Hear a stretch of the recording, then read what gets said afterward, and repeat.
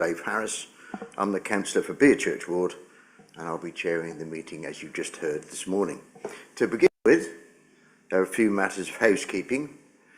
With the exception of Democratic Services officers advising us, would participants always mute their microphones unless they are invited to speak. The public session of this hearing is being broadcast live on Colchester YouTube channel, where it will be available to view later. I would ask for the business of item to be presented, and we then proceed in accordance with the hearing's procedure guidance as is in the documents, which will ensure that anyone who wishes to speak has ample opportunity to address the committee. And on that subject, I want to assure all those present that speakers will be heard, and if you feel your point of view has been covered, of course you can choose not to or amend what you want to say, but you will be heard. To summarise that procedure though, I will invite the licensing committee officer to present the report and invite the applicant to present their case. Members of the public or their representatives who are parties to the hearing will be invited to make their case to the subcommittee. There will be opportunity for any clarifying questions from the committee or any other party. I will direct the attention of all parties to the information set out in the licensing subcommittee procedure rules contained in the agenda item documents at page 5 and 10, which detail how this hearing will be conducted. I would remind those attending as a representative of an interested party that they are required to limit the scope of their comments to the contents of the representation that has already been made and may not add any additional evidence of their own. Of course, we may break at 12:30, subject to the procedure of the business. I will now ask my committee members, fellow members, to invite them to introduce themselves, and then I'll go round the room, starting from... Thank you, Chairman, Councillor Roger Buston, Bridgegate Ward, Colchester. Thank you, Chair. Elizabeth Alaki Akinyemi, representing Greenstead Ward. Good morning, everyone. I'm Rebecca Strawn. I'm the legal advisor to the committee. Good morning, Karen Booth, licensing officer. Hi, Alison Chapman, a licensing officer. Matthew Evans, Democratic Services Officer. And the applicant, starting from my right. Morning, everybody. Andy Grimsey, solicitor for the applicant. Hello, sir. Luke Betts, Director, Live Tour Promotions. Martin Barker, Head of Events, Live Tour Promotions. Rupert Burton, Acoustic Consultant for the applicant. Alex O'Reilly, working as a consultant for Live Tour Promotions. Thank you very much, all concerned. Okay. Substitutions, well, item 3 on the agenda is substitutions. We're all members of the licensing committee, so there are no substitutions this morning, so the committee, as you see, us before you. Item 4, though, is declarations of interest. I'll invite my councillor colleagues to declare any interest for any items that are on the agenda. None, thank you, Chair. None to declare. Thank you very much. So item 5 on the agenda, the new premises licence application from Molly O'Reilly's. I'll invite the licensing officer to present the report, please. Thank you, Chairman. The matter before the committee today is a determination of an application by Live Tour Promotions Limited for a time-limited premises licence for a pop-up event space to be located on the all-weather area at Leisure World, adjacent to the skate park and McDonald's.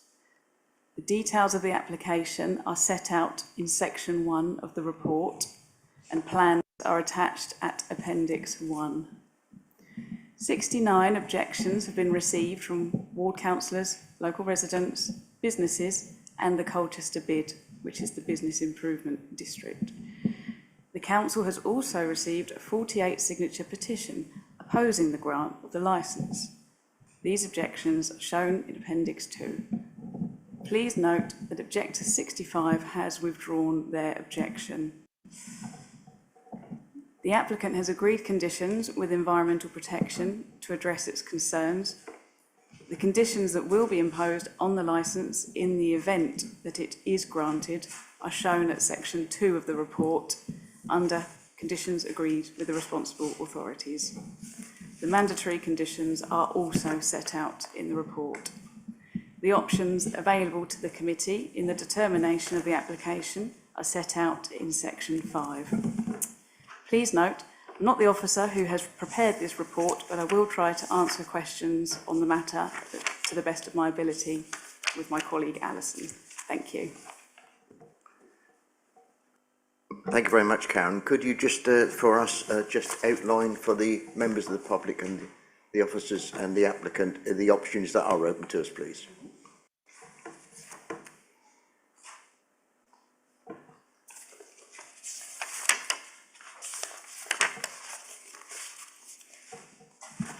Thank you, Chairman. The options are to grant the application as requested, grant the application whilst imposing additional conditions, exclude or reduce the hours of operation of any licensable activities included within the application, or reject the whole or part of the application. Thank you for clarifying that, and it's good to get that recorded on the for the public and for the recorded data. Thank you very much. So I now invite the applicant to present the case. Thank you, Chair. What I propose to do, if it's acceptable to the subcommittee, is firstly I want to explain a couple of amendments to the application. Secondly, I'd like to summarise the main points of the application, which Karen has done, but there's a few other points just to clarify for everybody in the room. Thirdly, I'd like to talk to the representations, the specific ones. Obviously, we can group them and we will try and answer those concerns as best we can. And then fourthly, we'll open ourselves obviously to questions that seems, if you're agreeable to that, sensible way to move forward. So firstly, amendments. You will see that there are 2 Thursdays to apply for in the application. These, from a sales point of view, have not been as popular as the other nights. We are always aware of our neighbours' concerns, and we don't want to add fuel to the fire, so we are going to remove those 2 Thursdays, the 12th of December and the 19th of December, from our application, and those people who have purchased tickets for those Thursdays will receive a full refund. So that's the first point. Secondly, karaoke, it doesn't need a specific permission on the licence, but it's something that's included in the application, and indeed we're also having the same Mollies at Milton Keynes, and there's karaoke going on there, but that's a different story. But again, we are aware of concerns from the residents about what they consider to be uncontrolled singing. And there is an element with karaoke where you can't quite control the noise in the same way you can with a band or with the in-house music or the DJ. So again, we are going to withdraw any application for karaoke across all the nights, and that might best be, were you minded to grant the application with a condition simply saying there will be no karaoke. It's a simple, everybody knows what karaoke is, we're not going to have it. And then lastly, as at least one of the observant residents pointed out, there is a reference to Thames Valley Police, who don't really want, in addition to all their other issues, to be worrying about consulting us about Challenge 25 policies. So I would ask you again, if you're minded to grant the application, if you could amend that please to Essex Police. That was a typo from our point of view. So those are the amendments. I would like now, if you don't mind, just to spend 5 minutes talking about what this application is about, because we are people. We run events, my clients run events all over the world, and they like to make people happy, and they don't like to make people annoyed and angry, and they certainly don't want people to misunderstand what Molly's is about. So what I'm about to tell you is, I hope, all these are facts, and it just hopefully will crystallise what we are about. Clearly, we're happy to take questions on them, but there's been a lot of activity online and elsewhere about what Molly's is about. So, and we accept people are entitled to object and raise their concerns, but they have to be based on accurate and true, what's actually true about Molly's. So, let me just explain what is Molly's. It's a pop-up Irish Christmas-themed event. It's not just the Irish aspect, it's at Christmas as well. It's 9 days in total, 13 events, because there are proposed to be 4 events in the afternoons on the 4 Saturdays. It runs from the 6th of December until the 1st of January 2025, at which point the licence dies forever, because it's a time-limited licence. It can't happen next year. We'd have to apply for a new licence. Certainly at least one resident thought that it could carry on forever. It doesn't. It dies on the 1st of January. It's for over 18s only. It's consisting of Irish bands, Irish music, Christmas music, festive food from 2 different vendors, side by side, but 2 different vendors, with typical Christmas fare, turkey, roast potatoes, bubble and squeak, pigs in blankets, that sort of thing. And the idea is to replicate the Christmas party Irish sort of atmosphere. We're not going to pretend it's not that party thing, but that's it. What it is not is a nightclub. It finishes at 22:30 hours every night, apart from New Year's Eve, which I think most people would accept. One is entitled to apply for slightly later out on New Year's Eve, and lies within the matrix hours for a pub for Colchester City Council, in line with your statement of licensing policy, which is 2300 hours.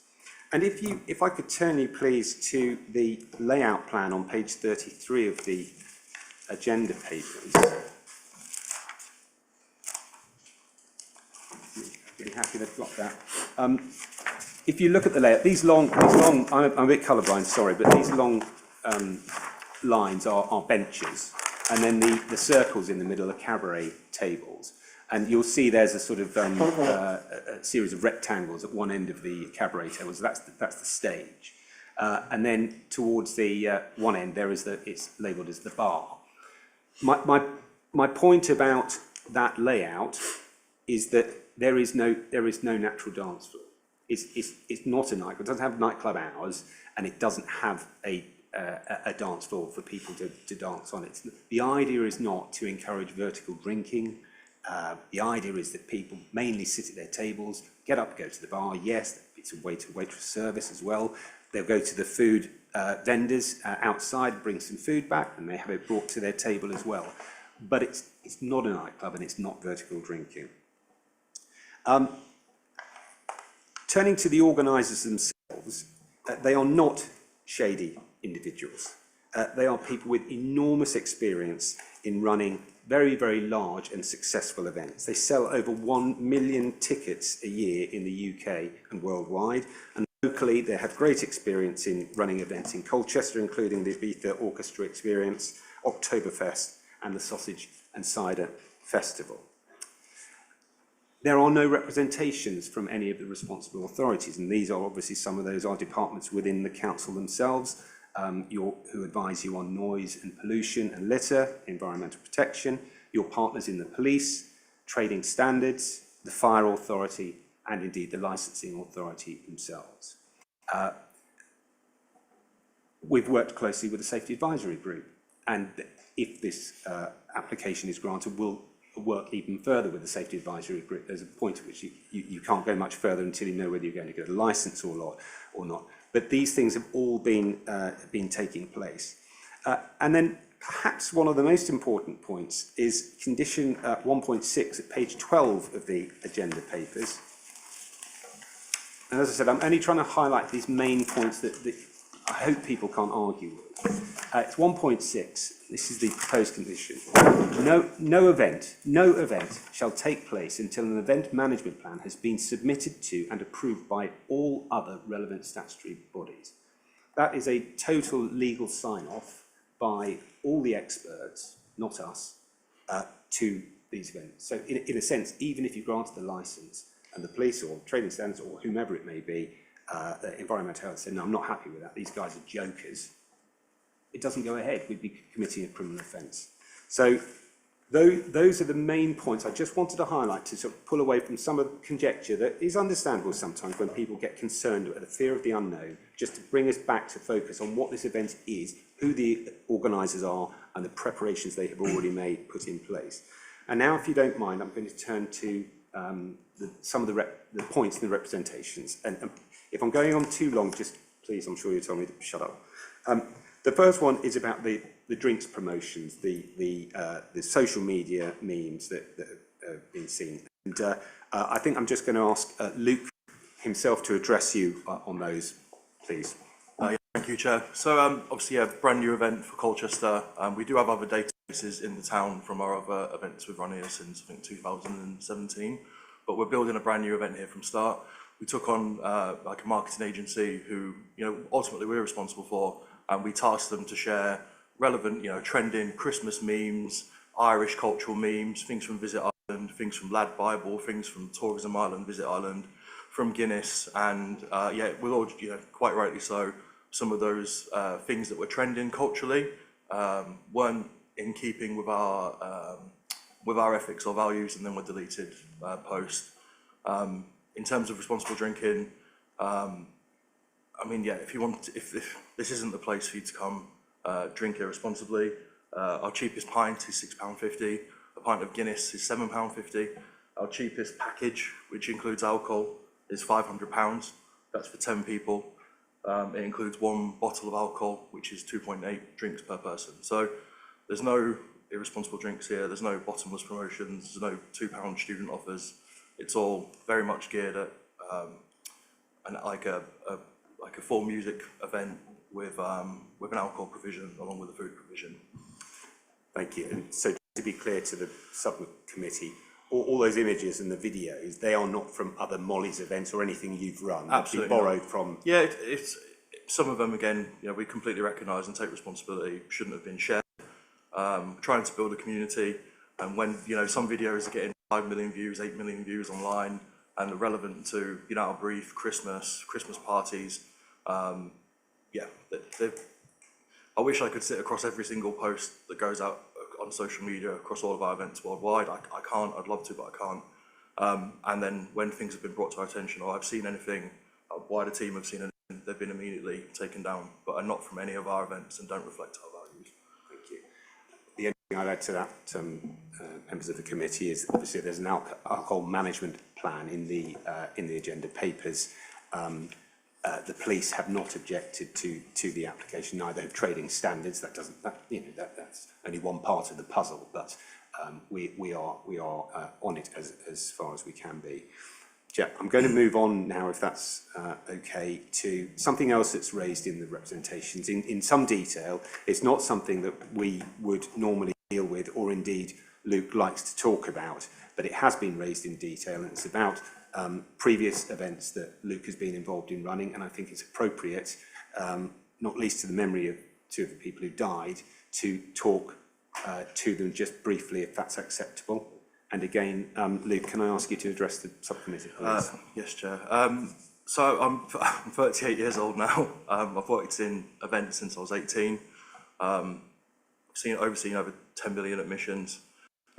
Started when I was 18, working Isle of Wight Festival and Festival. And unfortunately, I've been across a lot of deaths at festivals. It's not pleasant. I was working at Festival when somebody died. I was a guest at Boomtown when somebody died. Been at Glastonbury when somebody died. And in 2018, we had an event in association with MTV. It's a 30,000 people dance and rap event. Obviously not a 1,000 capacity Christmas pub, but big major event. Previously headlined Snoop Dogg, 50 Cent. That year, Sean Paul, Craig David. And very tragically, at that event, Georgia Jones and Tommy Baker passed away. Pretty terrible experience. Obviously, we went through that event, and then that was in May, and through the summer, obviously, quite rightly so, we went through coroner's proceedings. Before the coroner's proceedings, I had the opportunity I had lunch with Janine, who was George's mum, and I went for, it sounds strange, went for afternoon tea with Tommy's mum, and we went to I went to coroner's. Sadly, two people, they were ruled by death by misadventure. They obviously had taken drugs at this dance event, and it was a really, it was obviously I've been across other events where people have died before. Obviously I was the director of that one, so obviously take full responsibility. We ran the event the year after. Obviously, again, having, quite rightly so, you go through formal procedures like this to make sure everything's above board. And then we ran the event in 2019. George's mum asked me to change the name of the event because she didn't want to see billboards with Mutiny Festival. That was the name of the event. We're out around town every day to remind her, and I agreed. Commercially, probably the best, but I felt the right thing to do. And then actually at that event in 2019, South Central, just after Boy George's set, I had the privilege to walk on stage with Georgia and Tommy's mum. We all held hands, and it was like pretty up here in front of the full crowd, and they, it was pretty nice. Obviously, like in light of what the bad things that had happened, it's a nice thing to do. And yeah, Georgia's mum, Janine's gone on to do loads of great work with the Loop. Professor Fiona Measham with a charity there in drugs testing. And yeah, we've got, it's a. So I think that's as far as I'm. Sorry. Thank you very much. I appreciate it. Thank you. Happy to answer any questions. Just turning to Molly's and the concerns raised here in the representation, you I assume would say that you've learned from that the police and the other authorities were happy for you to carry on with those types of events. Would you consider those to be a different risk profile? You don't have to go into detail, but there's clearly a difference between a dance event for 30,000 people. Yeah. Look, it's an awful truth. People that died at festivals last summer in the UK, all around the world. It's never pleasant. It's awful. I don't think of 30,000 people dance and rap. MTV brand again. MTV, one of the biggest, reputable global brand on the face of the earth, partners with us. I don't think it's really. I mean, this is obviously, if you were minded to grant a license, this is the smallest event we've actually ever done in Colchester. Small event of Oktoberfest, Arabica Orchestra, Sausage and Cider Festival, all those. So I don't particularly think it's relevant, but I'm happy to obviously answer any questions if people do have concerns about it. As unpleasant as it is. Yeah, it's, just to point, Tommy, it was Tommy Baker, Nick Cowan. I don't want to particularly get into their divorce. But yeah, sorry. Thank you. Chair, now I'm going to move on to the next concern, which is raised several times throughout the representations, and that is about ingress and dispersal, which is clearly an issue, and it may be something that takes us some time to get to the bottom of it. And if I dare say, may characterise objections as perhaps more legitimate than others, this is one of the more legitimate ones, if you see what I mean. Now, Martin is both the DPS and the event organiser. He's got a lot of local experience. Martin, do you think it might be best if you took us through, if you like, the journey of a customer coming to Molly's? And members of the subcommittee, if I just remind you that there is, in our papers, it's called the Molly's Access Plan. We sent them too late for them to be given page numbers, I'm afraid, but it's immediately behind the noise management plan in your papers. If you find lots of contour pictures from the noise management plan, it's the document immediately after that. Can't think of a better way of describing where it is, I'm afraid. Yeah, and the noise management plan is our very first document, so it's our second document.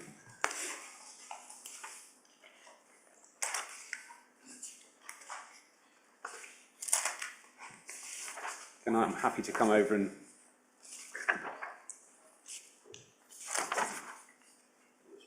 yeah.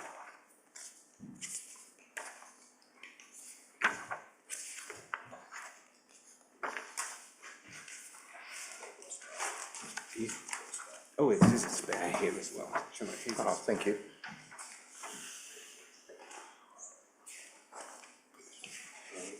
Is that okay? Right. So, Martin, if you want to explain the access plan first so that people know what those colours are, as I'm a bit colourblind, so, and then take us through the journey. Yeah, hi. So looking at the plan, some coloured lines, just to let you know what they represent. The yellow line is vehicular access. The green line will be pedestrian access. And there are a number of dots, and these will be signage for kind of directional signage.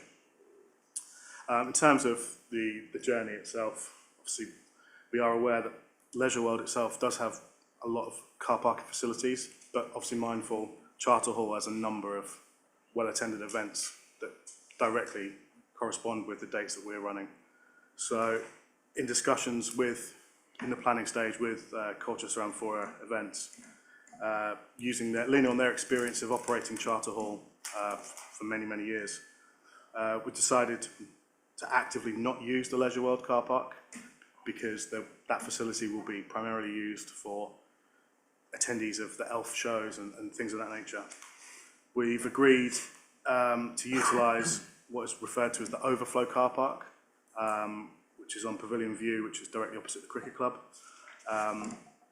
This has been used in previous years for things like fireworks shows, etc. The provision for approximately 100 cars and things like that. So we'll be using that as parking for our attendees, but also as the main pick-up and drop-off point for both taxis as well as kind of people getting lifts with private cars. We will have signage out on the pavements and roads directing people that way, event traffic this way, things of that nature. There will be social media pre-event communications. There will be direct to ticket holder communications, notifying people of this location. We have liaised already with taxi companies and we'll continue to do that right up until the first events and then onwards from there. In terms of physically during the ingress and egress timings, particularly around egress, we will be deploying extra security in the locations throughout the Leisure World car park and also managing and operating the pick-up and drop-off area within the overflow car park itself. We will have signage for pedestrians through the Leisure World car park, pointing them in the right direction. We will have a fairly hefty security provision at all times, but we are implementing an additional minimum of 4 from circa 21:30 every day we open to aid with the facility of a quiet and calm egress.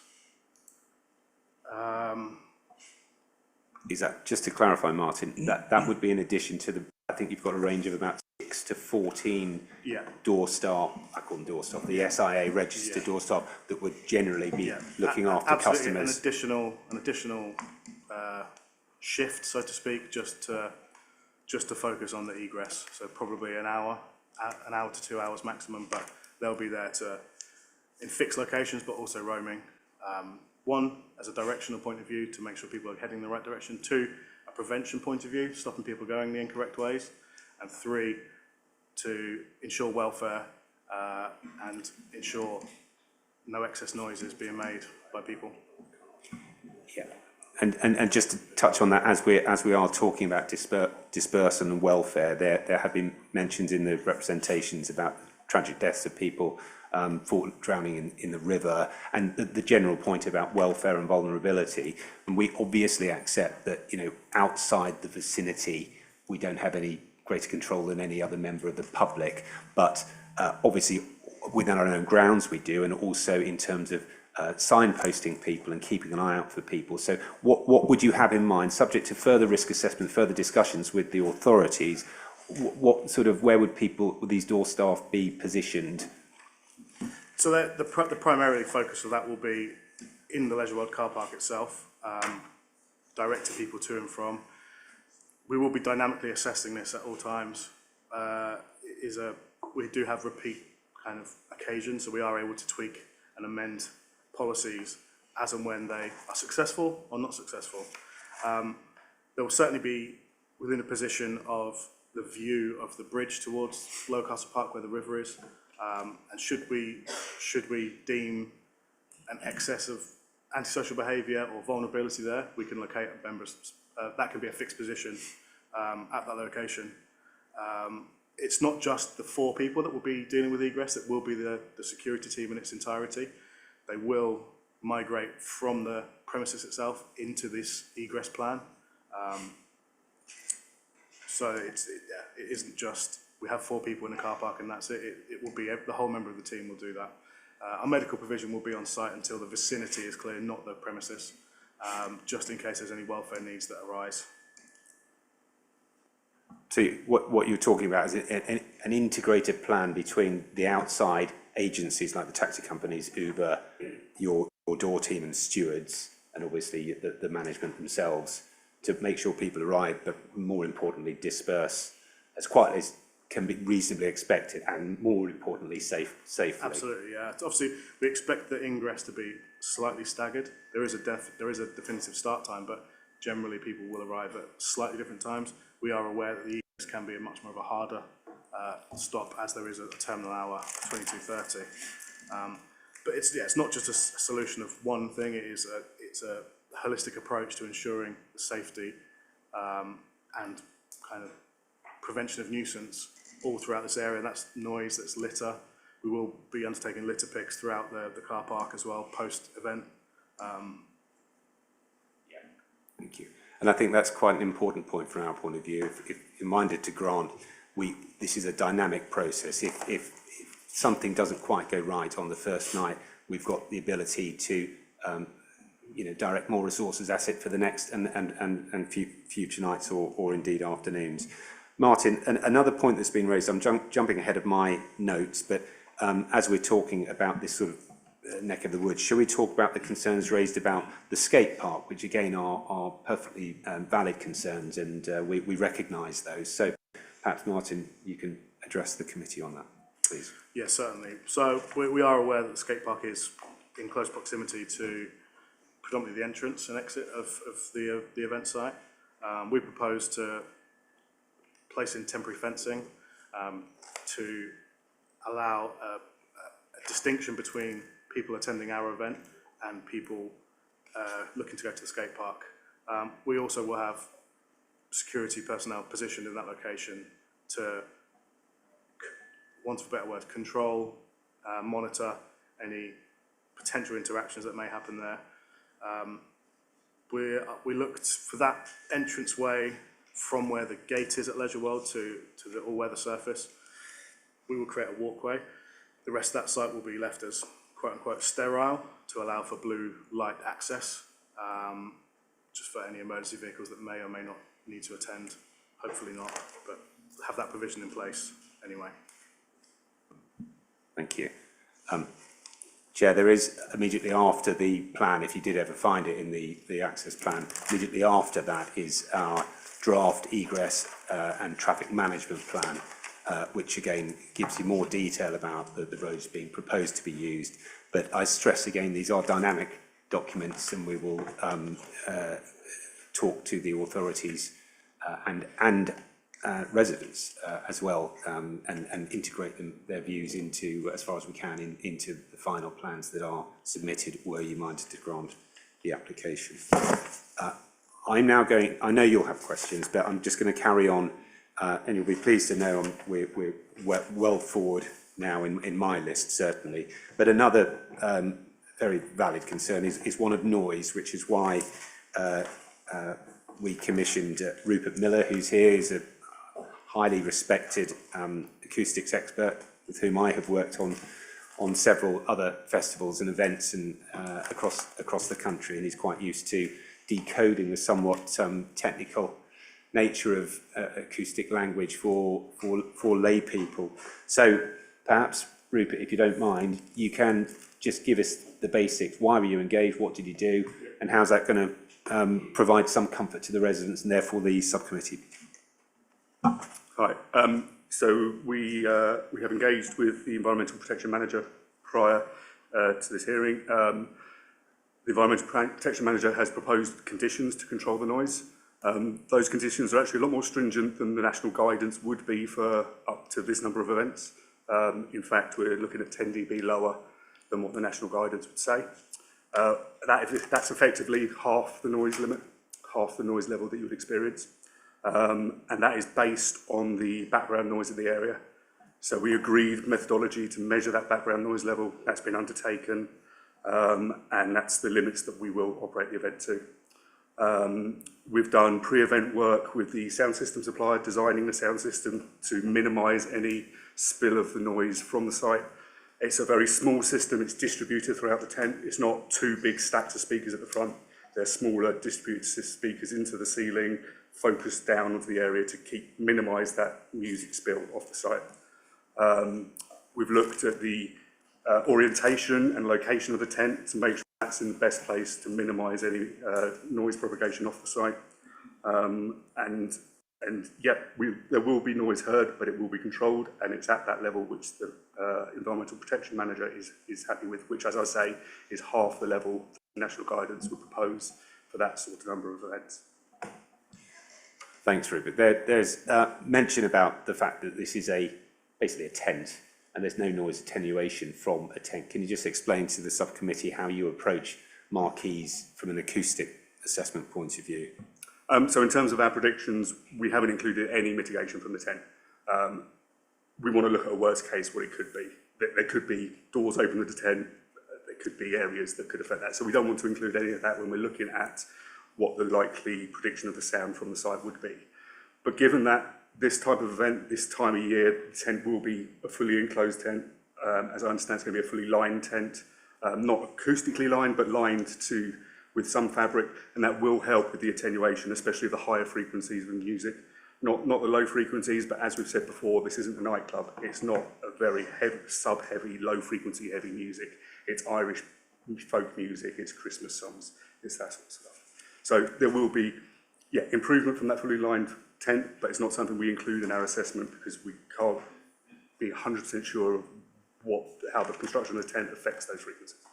So to put it in a nutshell, your scientific assessment and the levels you've agreed with environmental protection are based upon as if the speakers, as it were outside. Yes, that's correct.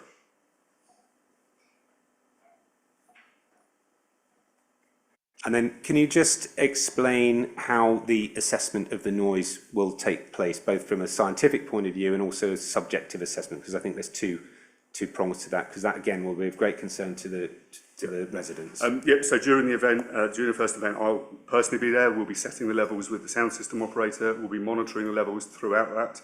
And throughout every event, the sound system provider and the event management will be continuing to monitor the levels, as well as adhering to the limits agreed with the environmental protection team.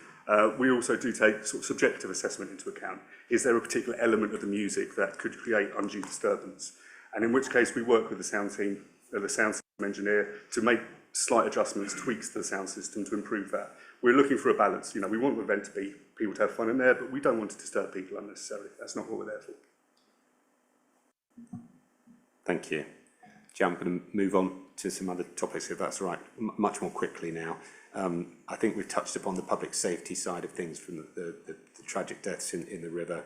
As far as we can, we'll be having door stewards watching out for signs of vulnerability, and if somebody's had too much, they won't be allowed to go walking into dark places or indeed anywhere else. They'll be in our medical tent being looked after in line with our alcohol policy and our welfare policy. Litter is another concern, of course. One bit of good news there, but Luke, do you just want to explain what you've done from the drinks containers point of view? Yes, obviously there's no provision for any kind of takeaway or off sales for this event whatsoever anyway. And then just, as we continue to improve our green policies and stuff internally across all of our events, the majority of the lion's share of the vessels now being used on this event are like reusable polycarbonates. So not in essence your kind of what you may get at a football match, like a plastic cup that would bend in your hand. These are robust, reusable plastic cups that are super safe. I don't know if anyone is a Guinness drinker in the room, but obviously we can't supply people a proper Guinness glass, but these are the safest possible way and the most green way that we can give people a good experience to do this and reduce litter.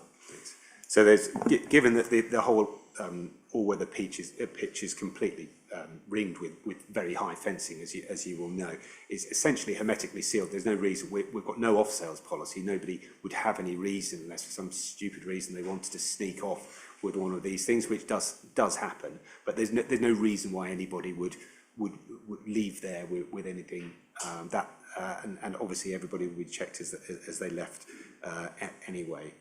I'm just going to touch on, somebody mentioned being worried about drunks singing to karaoke. Well, of course, there isn't any karaoke. Not saying people won't be singing, but they won't be singing karaoke.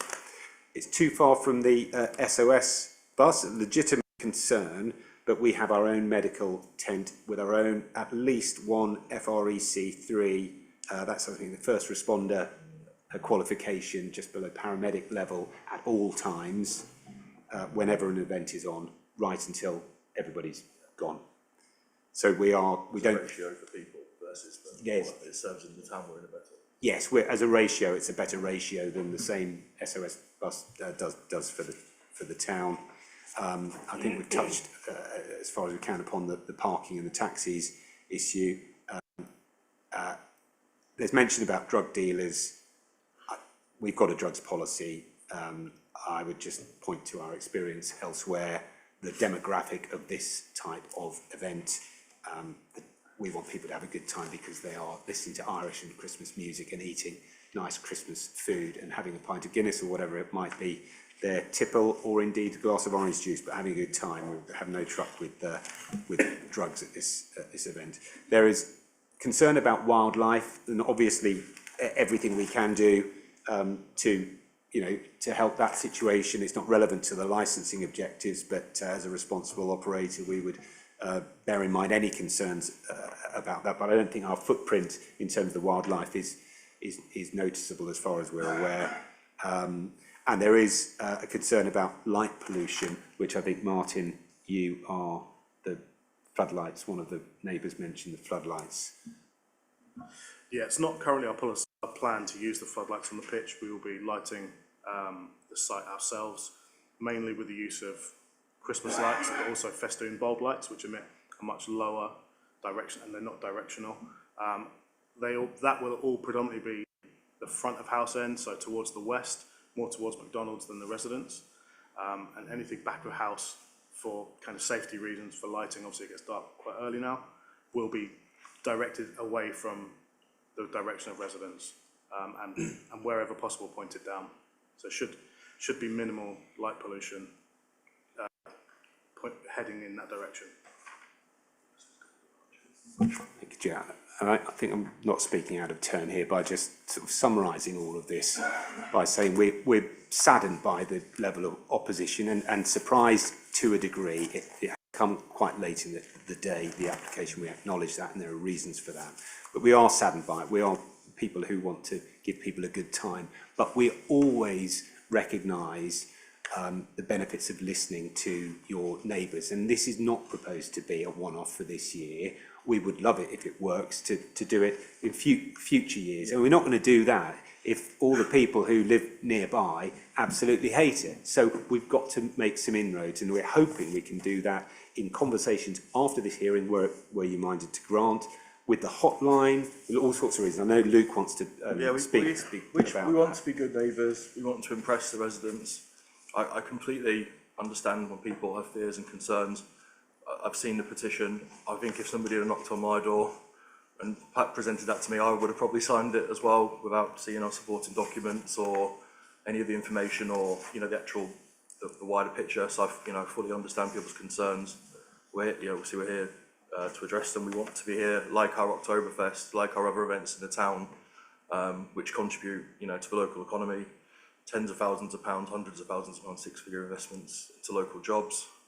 And just giving back to the town itself. So we want to be good neighbours, and ultimately, if we don't do that, we won't be welcome back. So, yeah, thank you.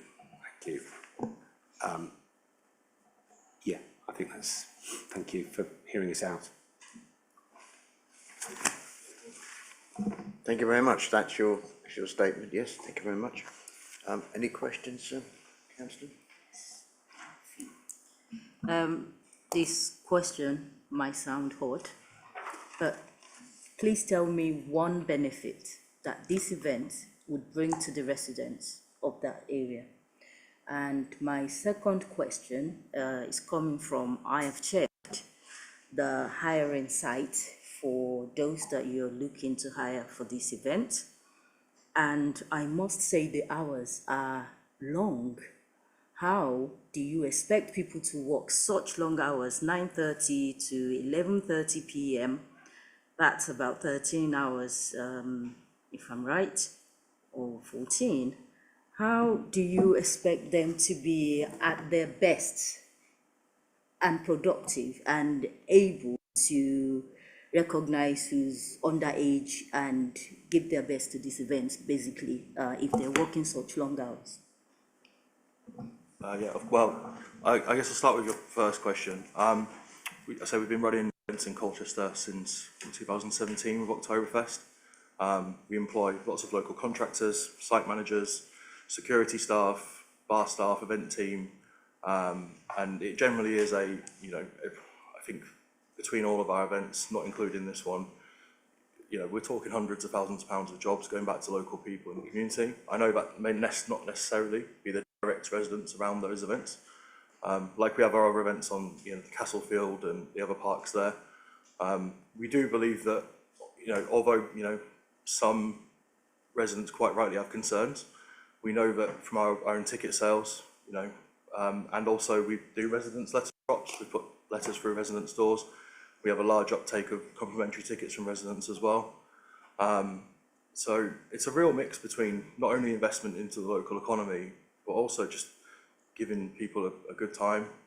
Great value. I may not think of our drinks prices. Our tickets are cheap, from £10. Good value entertainment in in very difficult economic times for the country. So I'd say it's a real hybrid measure of kind of economic benefits and also just giving people good cultural offerings, great things to do, and also just bringing people into the town as well. Like our marketing we're not just here to come into Colchester and take all the money out of the town. We bring people in. We have Oktoberfest events and similar festivals. The Ibiza Orchestra I mentioned, Sausage and Cider Festival in Chelmsford in Southend. And we, all those databases, we know we are selling tickets to those people. We bring that money into the town, and it sounds really strange, but just people that go to these events go to restaurants before, they go to local barbers, they get their hair cut, they get taxis, and taxi drivers benefit. There is a real, I think, kind of undisputable benefit to events. We've been here since 2017, and now you see like Live Nation have just come into Colchester, which is super exciting. Huge concerts, Madness, Busted, these big artists, and yeah, as a council, Colchester is kind of really, what's the best way to put it? Just really proactive, I think, in bringing a good cultural offering to the town, and we're very privileged to be a part of that. Staff working long hours. Yeah, so on to your second question, the staff working long hours. I'll quickly say a few words and then I'll hand over to Martin as well, who will point out some. We work obviously with various staffing agencies, security companies, obviously the nature of an employer, as an award-nominated, UK Festival Award nominated, we have to set certain criteria. I'll hand over to Martin, but yeah, we don't have people working illegal or unethical shifts of any kind. But I'll hand over to Martin for a bit more detail in terms of the staffing. Yeah, I mean, I recognise you've mentioned from 9:30 till 11:30. That's the maximum permissible hours of being on the site. That's not actually operational working hours. The Saturday will be the longest working day. The times of the events will be 11:30 to 22:30. However, on those days, we will operate a shift system where there will be an early shift and a late shift with a crossover in the middle to assist with the changeover of the two sessions. There is an hour break in between. All members of staff given regular breaks throughout the day. The longest single session proposed is New Year's Eve, which will be 7 hours, which is, if you allow for some time before and afterwards, it's still within a normal working day's scope. So that's how I would kind of answer that question.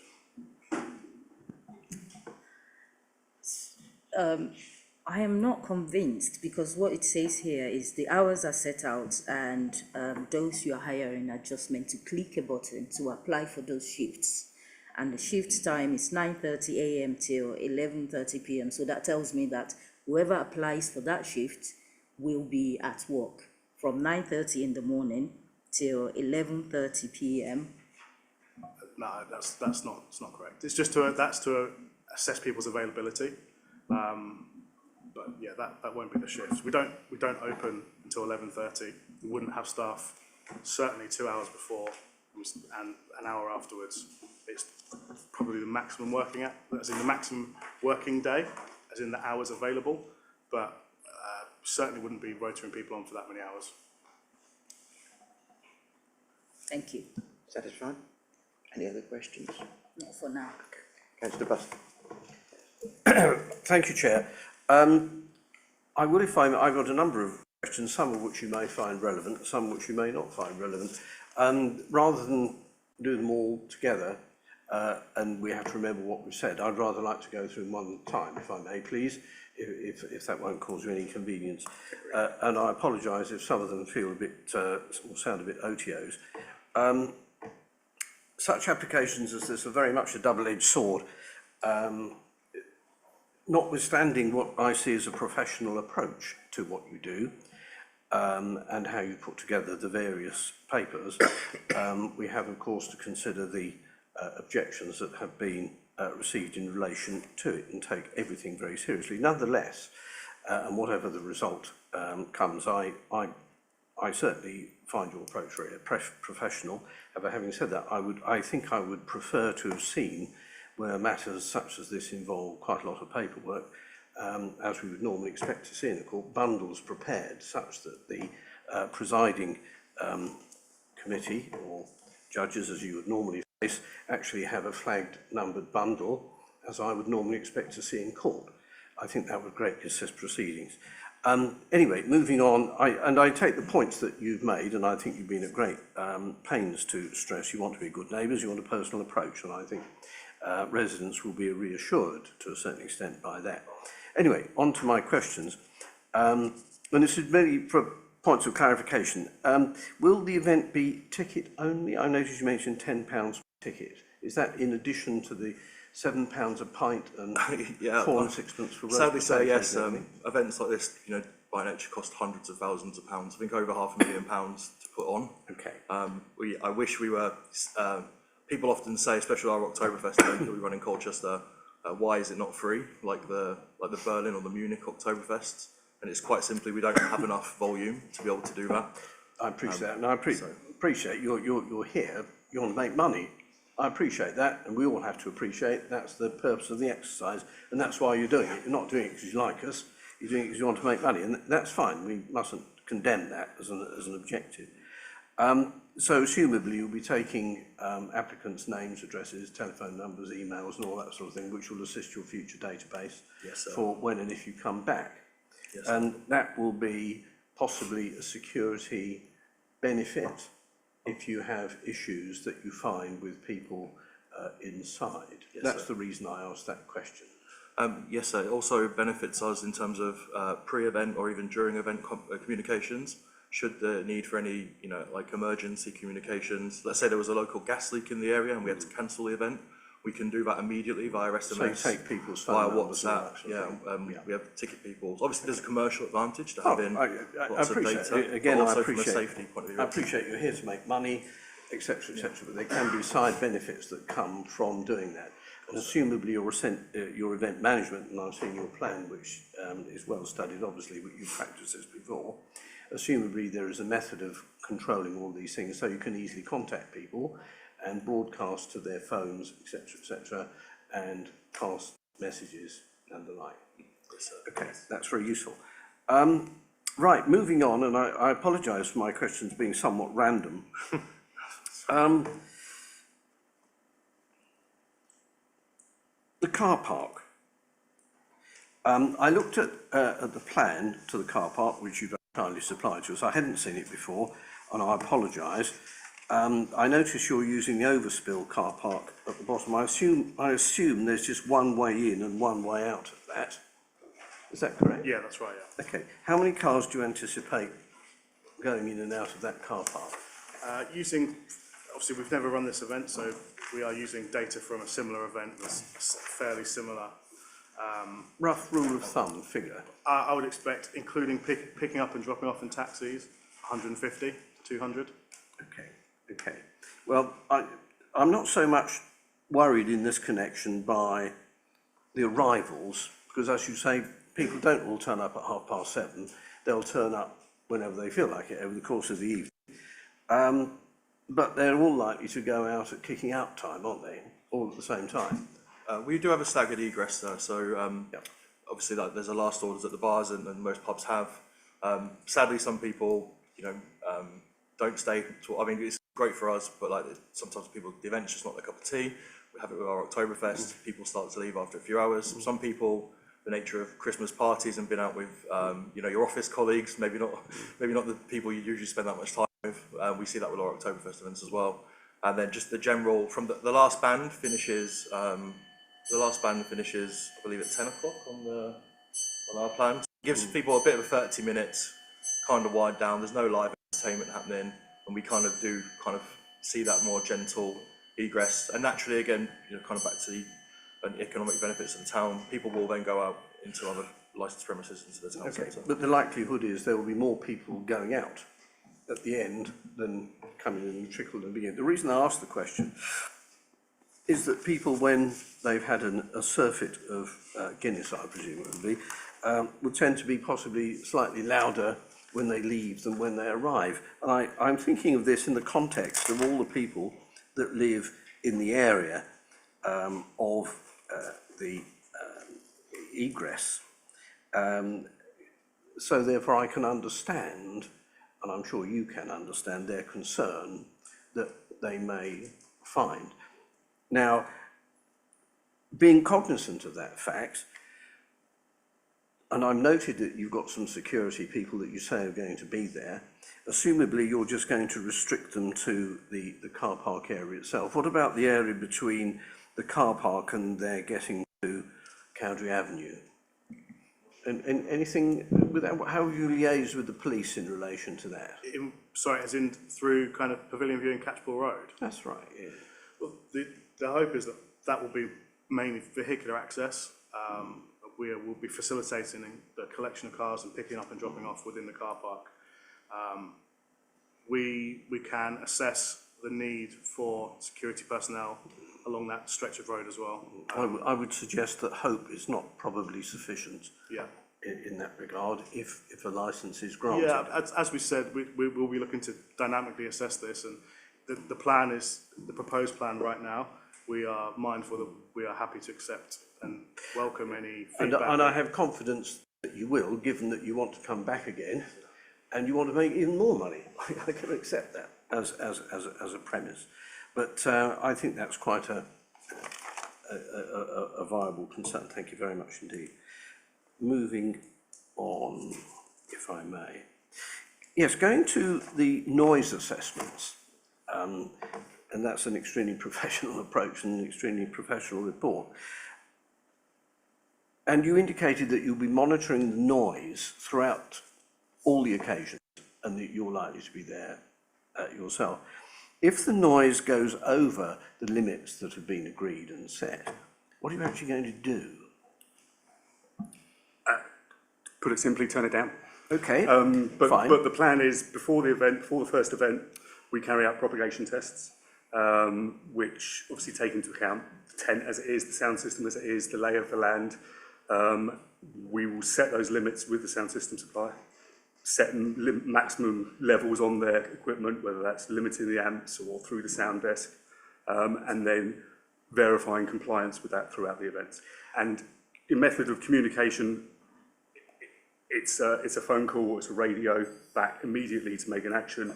And in this case, if that doesn't work, it's very close to run back to site and action those changes. Okay, that's fine. And that also takes into account then any change that you may get with weather conditions over the different events, different days. And on top of that, there is a hotline, so any complaints that come in, we will go and assess the levels there. So as I said before, even if that's compliant with numbers, if there's a subjective element to the music which we think we can improve. Thank you. You've partially actually leapt forward to my next comment. You anticipated it. I was actually also going to ask, assumably you record the assessment levels throughout the period so that you can say, well, at 8 to 9 it was this, and 9 to 10 it was that, and all that sort of thing. And will these records be available to the environmental authorities at the City Council? Yes. Yeah, that's good. And will you be automatically submitting those records so that the environmental officers can consider those? Okay, thank you. Electronically, I'm sure will be fine. And in the report, I just noted it's Colchester Borough Council in areas where City Council now. So for Borough Reed City, again a controversial point. Distance from the SOS bus, and I note that you've got an FREC3 paramedic that will be there all the time, but I think the point that was being made in the question was that the SOS bus actually does more than provide a paramedic in case you've slipped over and hurt your arm. There is a much larger brief that the SOS bus has, which I suggest needs to be taken into consideration here in regard to safeguarding and other such items. May I just, yes, please, just to give some more detail on that as well. When we say we have this, this medical provision, this welfare provision, this is, this often can be anything from, like I said, the worst case, people intoxicated and injury, but this also can be, sometimes some people just need somewhere to sit because they've lost their friends. Sometimes they just need an arm put in around them and a cup of tea. And it sounds great. I think that's what you see, like great initiatives like the SOS Bus do.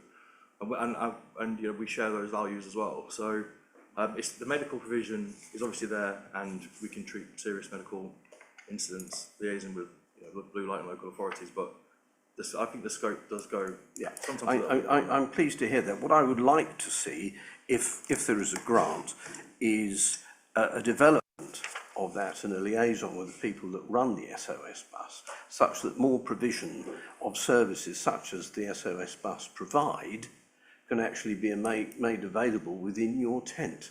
So more of the pastoral. Yes, there's a lot of pastoral care that's involved in that. And I think that would greatly reassure a number of people if a grant is made. And thank you for that, and thank you for considering it. I thought that's probably what you had in mind, but I think it's very important to underline that.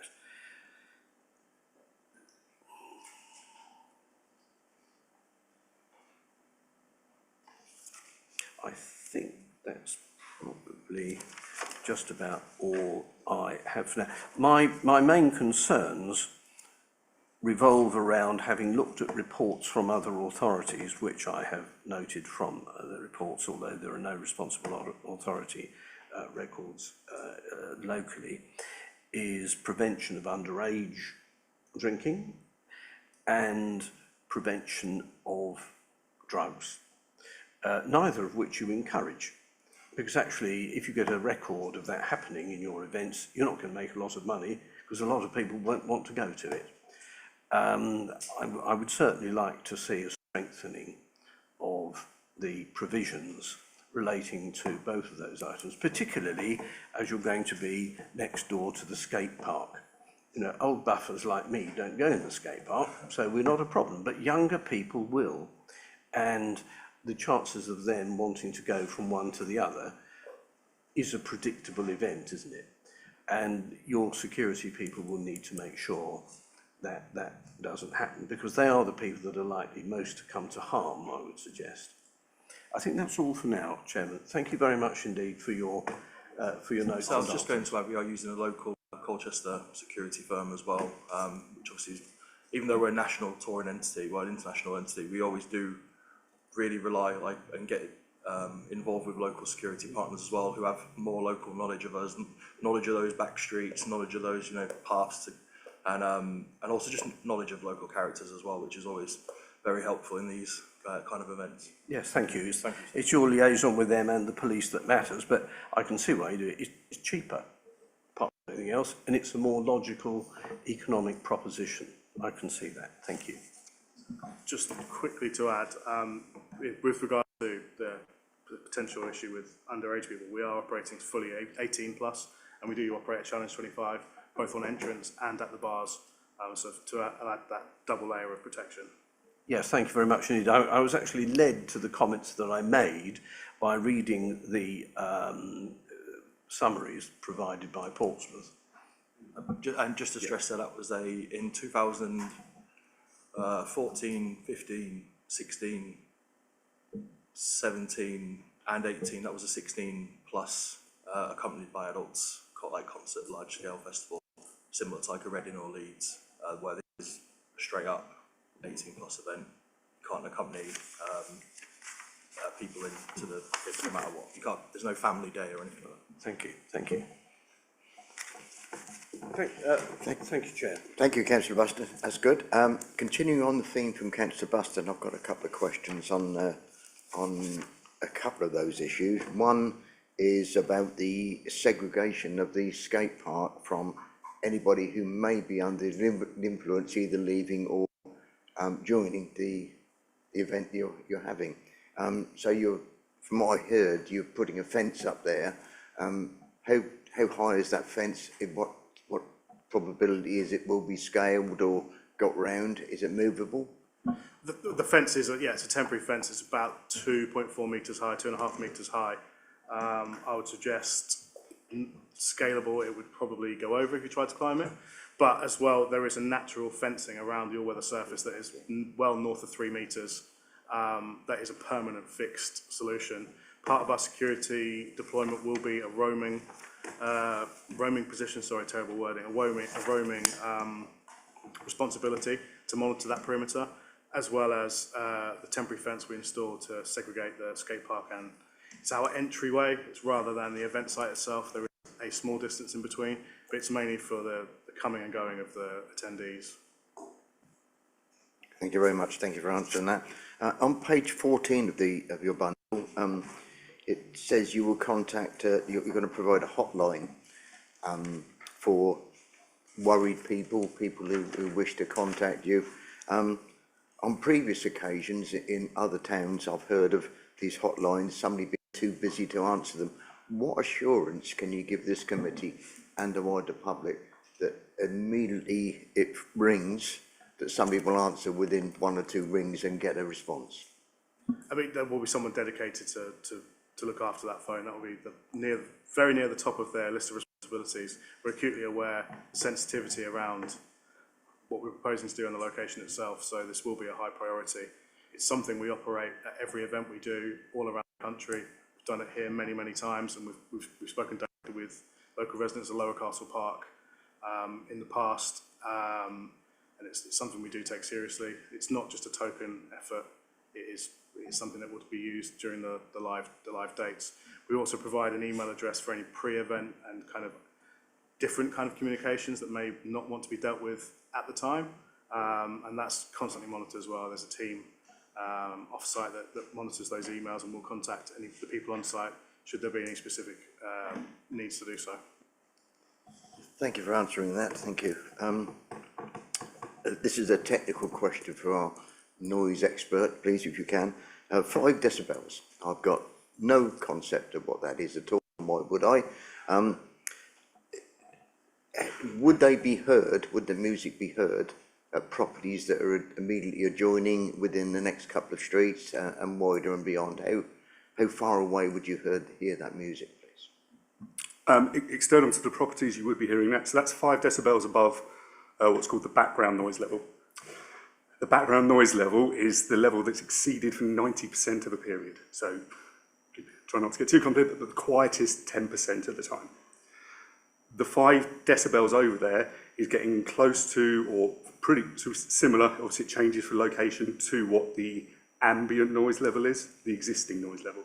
So if you stand outside, you will be hearing it, but it shouldn't be at a level significantly louder, or probably could be lower, similar to the existing noise environment. On Cowdrey Avenue, that's mainly the road traffic. On the other properties, get a bit quieter down into the park. You're still hearing road traffic. There was plant noise I was hearing when I was out there. You might hear someone's mobile phone. Yeah. But that sort of level of noise, similar to the existing noise environment. Yeah. Just to tease a bit more out of that, if I was listening to news at 10 in Cowdrey Avenue or Catchpole Road, would I still hear it? Depends how loud you've got the news at 10 on, but I would say no. No more than you would hear the aircraft going over your house outside there, or the car going past. So if you hear those, you may hear music. Okay. Next, the fire safety plan. I noticed you've got generators mentioned in the plan. You've got generators, some, I don't know whether they're diesel or a petrol, but I'm just worried about how that would be controlled, how they would be mitigating against the risk of fire. There are diesel generators on site. Every set of generators has its own dedicated fire extinguisher set. There are fire marshals allocated with that responsibility, and the generators will not be in operation when there's no one on site. So they're only in use when there are people on site. Thank you very much. I've also noted your initial remarks about removing the Thursdays and removing the karaoke, so we've noted that. I've noted that in my notes here, thank you. Essex Police, you mentioned at the introduction that you would be in contact with Essex Police. Would you expect them to be aware of, at least pop by, or have you made arrangements for from attention from the Essex Police to come meet you? Historically, there's no formal arrangement for them to attend the event or be on site at all times, but historically they would tend to pop around. You'd get a community service that may pop around.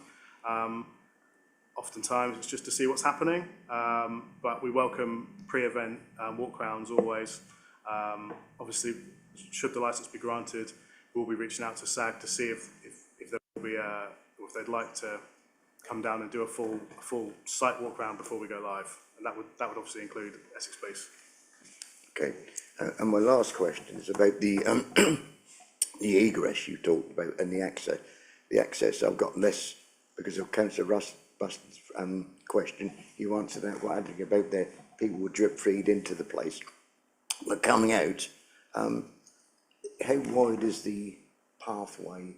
Is there boundaries? You know, I see you've got a fence boundary. I mean, how will 1,000 people, for example, 999 people to get out within a certain time? There was a panic. Yes, it's approximately 5 metres wide. Okay.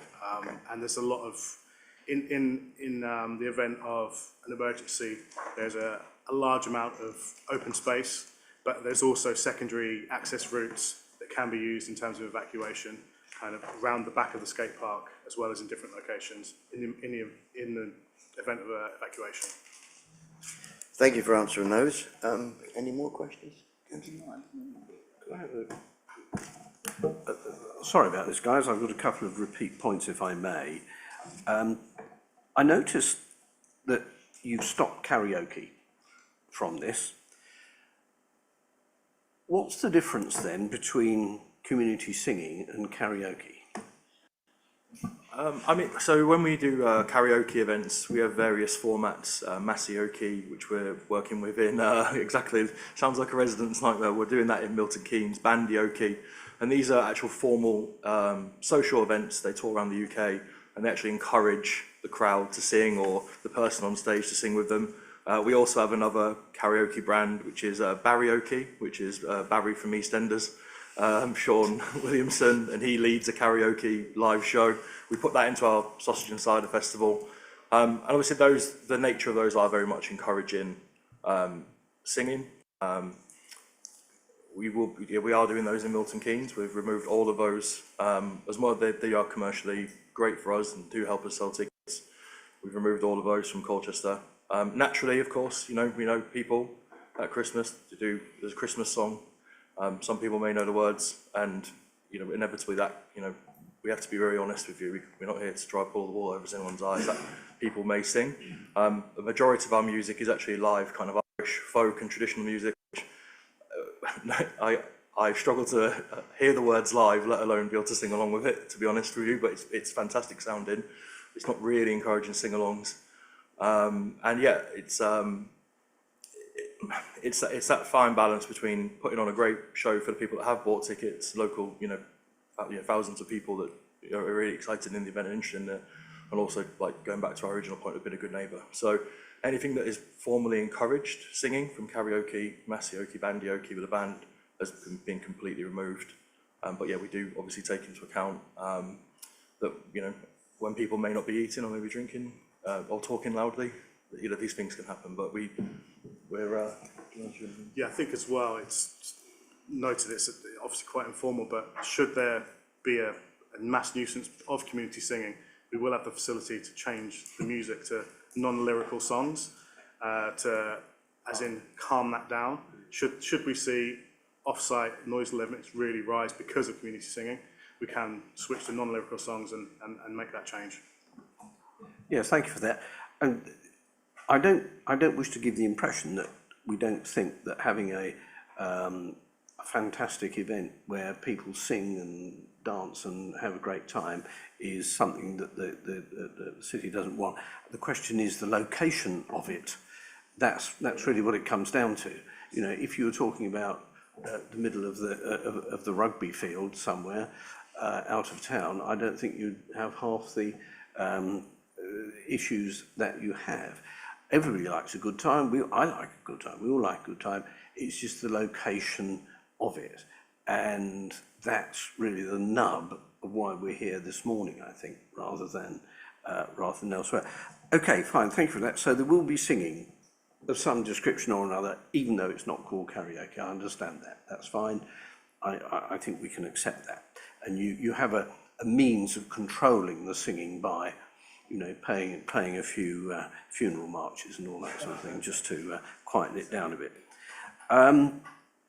CCTV, I notice you're going to have CCTV, and the records are going to be made available to the responsible authorities as they generally are for at least 31 days.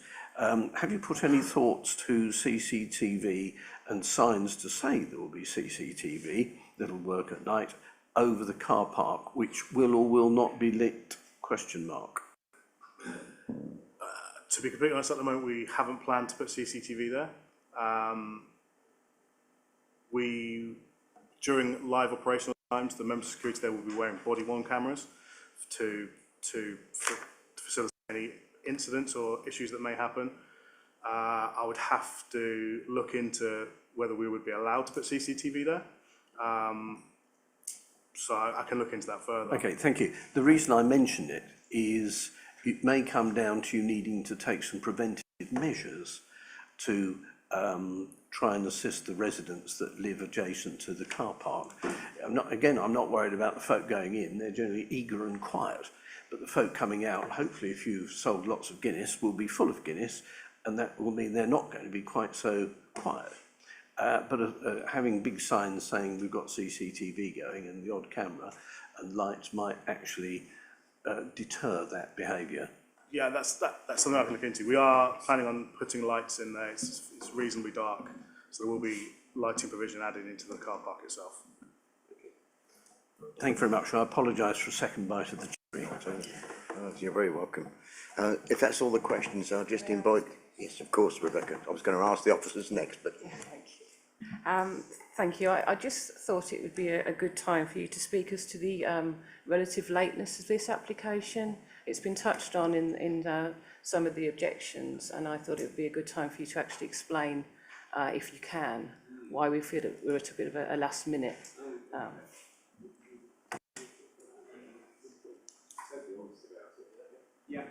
So the application itself, the original application went in 4 weeks previous.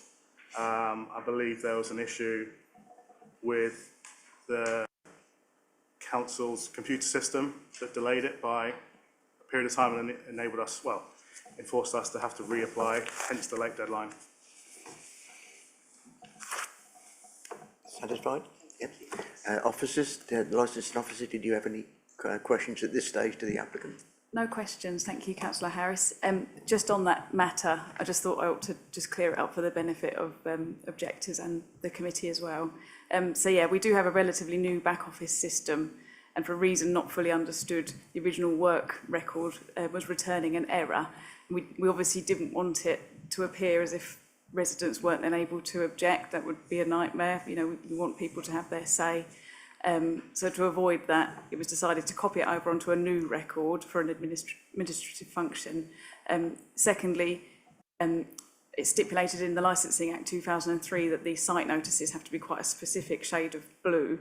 You know, not very logical, but that's the way it is. And the notices that first went up weren't in line with that, so we had to restart it to get those notices in place so that legally we were on the right footing. So that obviously caused a delay there as well. So I appreciate what you said. Thank you. Thank you for clearing that up. No other questions? Okay, thank you. Our next step then is to go to the next segment on the agenda where the objectors now each present their case to the subcommittee. I've got several speakers. The first two I've got is Councillor Martin Goss, who's the portfolio holder for communities. Sorry? Yeah, yes, of course. Yes, you're on time, Councillor Goss, but I will be after you having a short break to give people a physical needs break. Good morning, Councillor Goss. Good afternoon, committee. Good afternoon, everybody.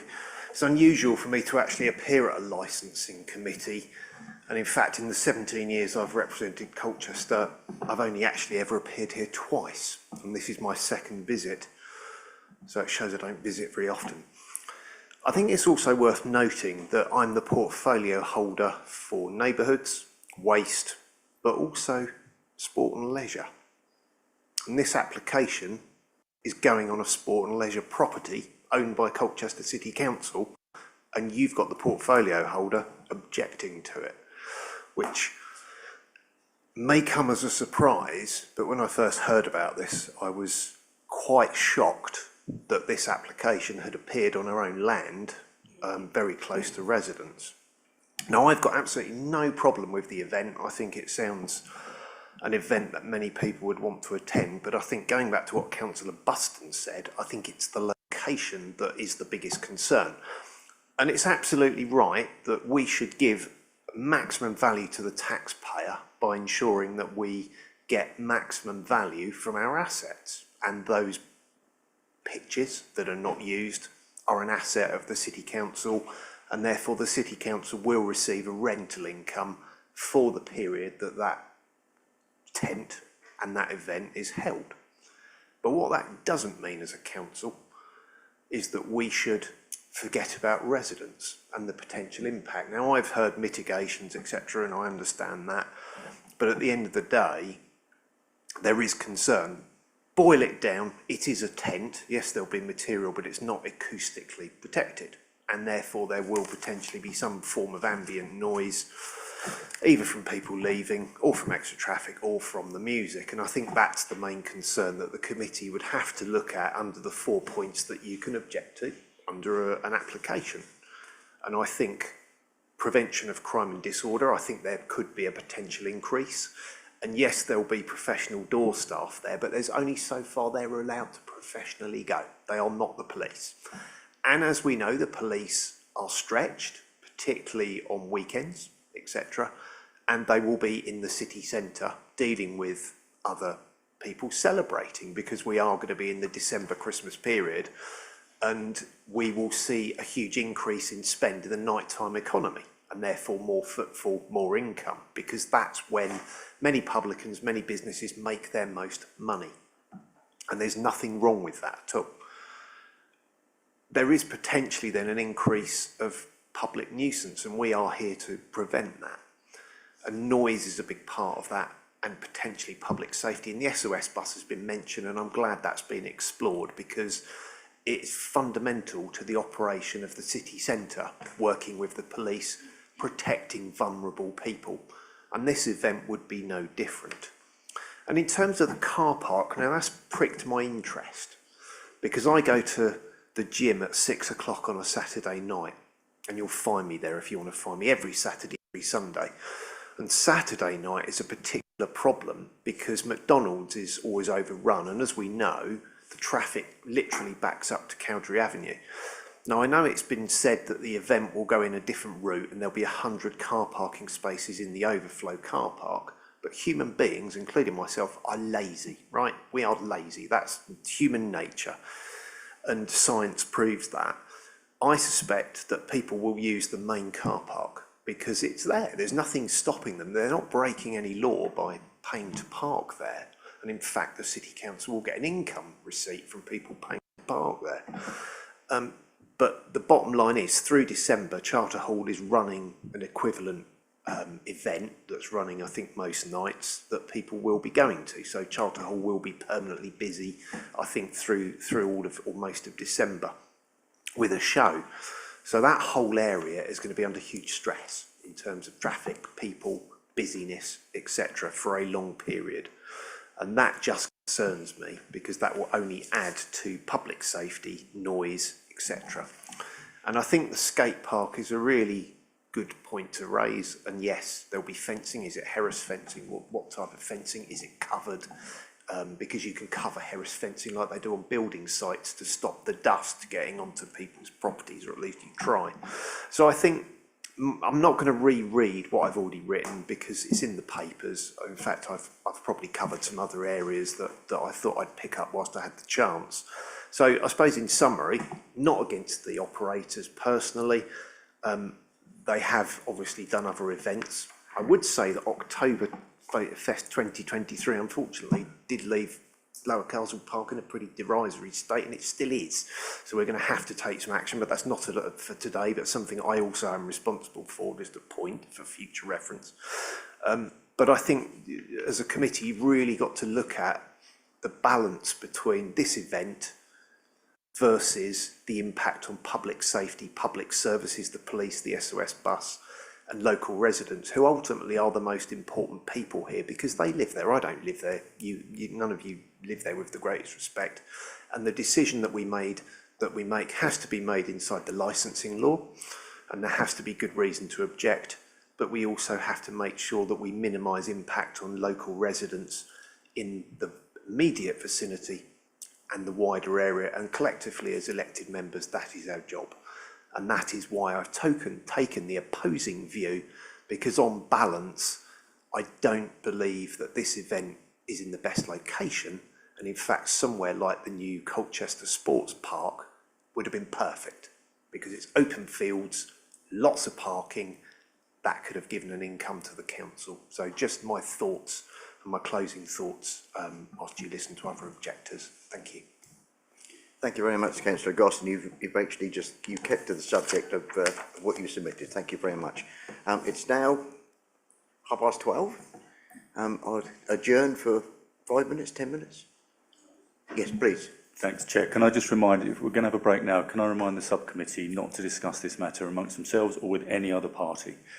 What you've heard here today, we'll just have the break then. Thank you. Yeah, good reminder. Thank you very much. Keeping us legal. So just adjourn for 5 minutes to physical needs break, go to the loo, have a drink of water, etc. And we reconvene in 5 minutes.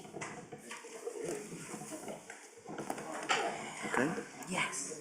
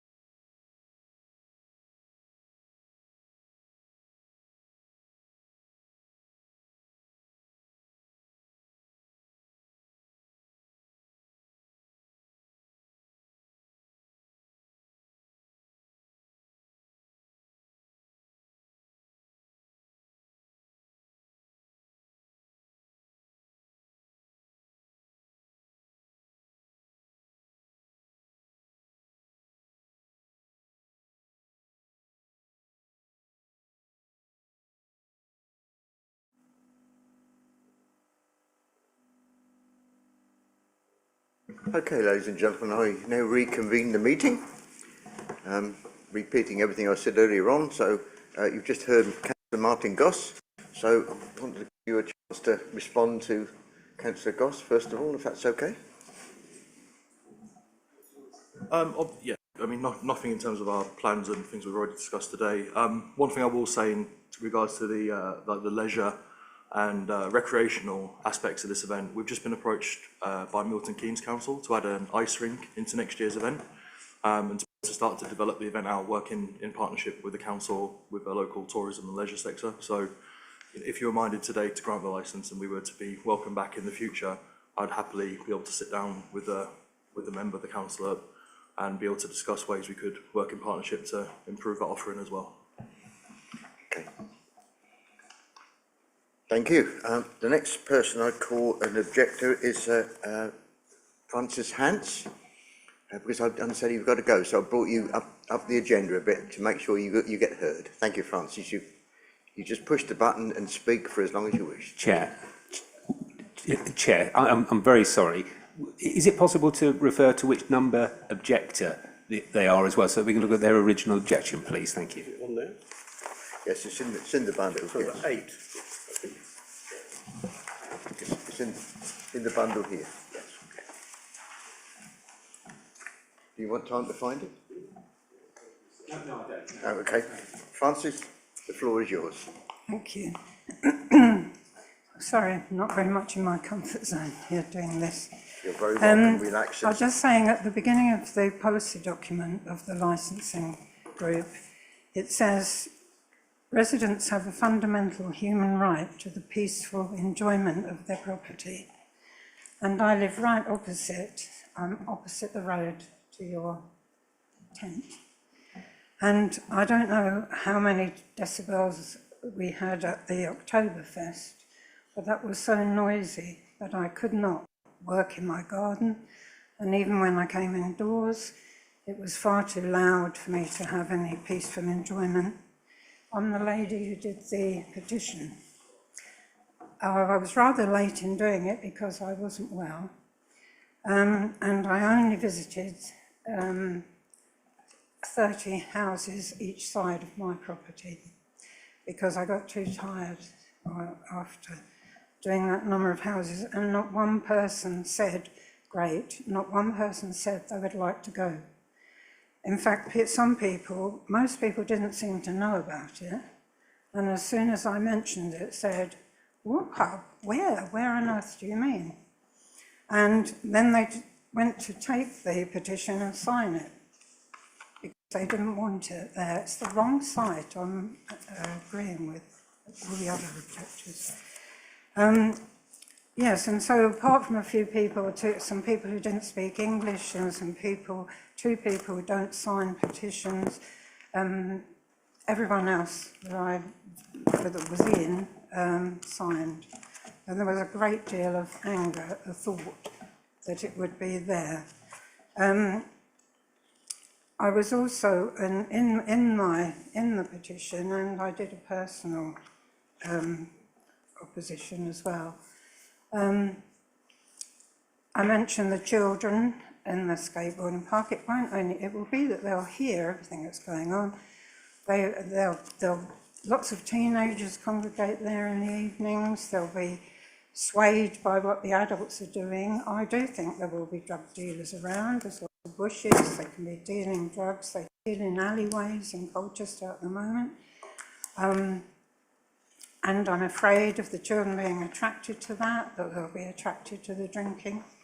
I'm also worried about the people going home. You're saying they're going by car, but there'll be loads of them coming from the town, coming down to attend this function, and then wandering back. It's completely dark once you get over the yellow bridge. And you're not going to have guards all the way back into town to see what these people are doing. I think it's going to be very dangerous, harmful to the children, and very noisy for me. I tend to work hard all day, go to bed about 9. I have a grandson who stays with me Friday and Saturday nights, who goes to bed at 9. How are we going to sleep with that noise going on? It's not the sort of place I want to go to, and I don't think it's good. As somebody said, what is the benefit to the residents? None, as far as I can see. That's all, Jim. Thank you. Thank you very much, Mrs. Hans. Thank you very much. Thank you. Did you want to respond to that one at a time? Or? Well, we've listened to everything Mrs. Hans had said and take it all into account as she said it today. Do you want to say about the residents' meeting? It's something we were going to propose later, but I think it's relevant to know now. Yeah, just so should you be minded to grant the licence today, we'd be very much welcome to setting up a pre-residence kind of meeting or walk around the forum, as it were. We'd also be really, obviously, as well as the event hotline, we'd be keen to do a post residents wash-up meeting, so we can take on board any other feedback from the event. And just, yeah, we have done, lots of local residents letter drops. We've offered a lot of residents complimentary tickets. We're about, I think, 133 residents tickets at the moment for neighbouring. So we're doing our utmost in terms of local engagement and trying to give something back to the local residents as well. Councillor Buston. If I can just raise a point following up from what Mrs. Hanson said, and I can totally accept the position she's coming from, and why, and the evidence she presents relates to the Oktoberfest, which I can see. The difficulty here is that this is not an application for one night. This is an application for a considerable number of nights over a month. What facility is there? And I suspect the answer to this is none. If the first night proves to be an utter disaster for the likes of residents such as Mrs. Hans, what can be done such that this doesn't happen subsequently? There's a bit of an off-the-wall question, but it's rather prompted by what the good lady has just said. Well, I think the difference, to come to your initial point, the difference between this and, say, an Oktoberfest, which is 2 nights, or an open-air show, which is 3 days, we are committing to a much, much lower noise level, and the proposition, the actual volume created, is much lower. So that will naturally reflect in the reduction of any potential nuisance. With regards to kind of being reactive, we are a reactive organisation. We don't just tend to do one day somewhere, we will do multiple days. So we are able to then, as I've said previously, dynamically assess and make changes, add extra provisions, change noise levels, completely tweak sound systems if we need to, change locations of speakers and things like that, add additional security deployments. There's a number of factors we'll be able to implement should they be deemed necessary. I'm not here saying this is our plan, this is what we're going to do for 9 days. This is the plan that we think will one, create a good event, a good safe environment for people to attend, but also be mindful and respectful to residents and community users of the facilities around us, and cause as little impact as possible. Now, should that need to change, we absolutely will change.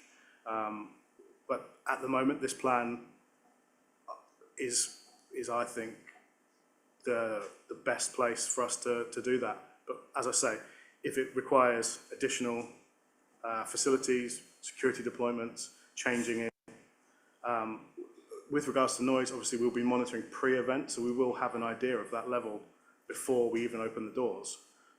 So we can change stuff before it even happens. So that's how I can answer that. If I just add one other thing, Councillor, I know Environmental Protection have agreed a condition and are comfortable, I think it's fair to say they're comfortable with the application from an acoustic point of view and the potential of noise leak, as it were.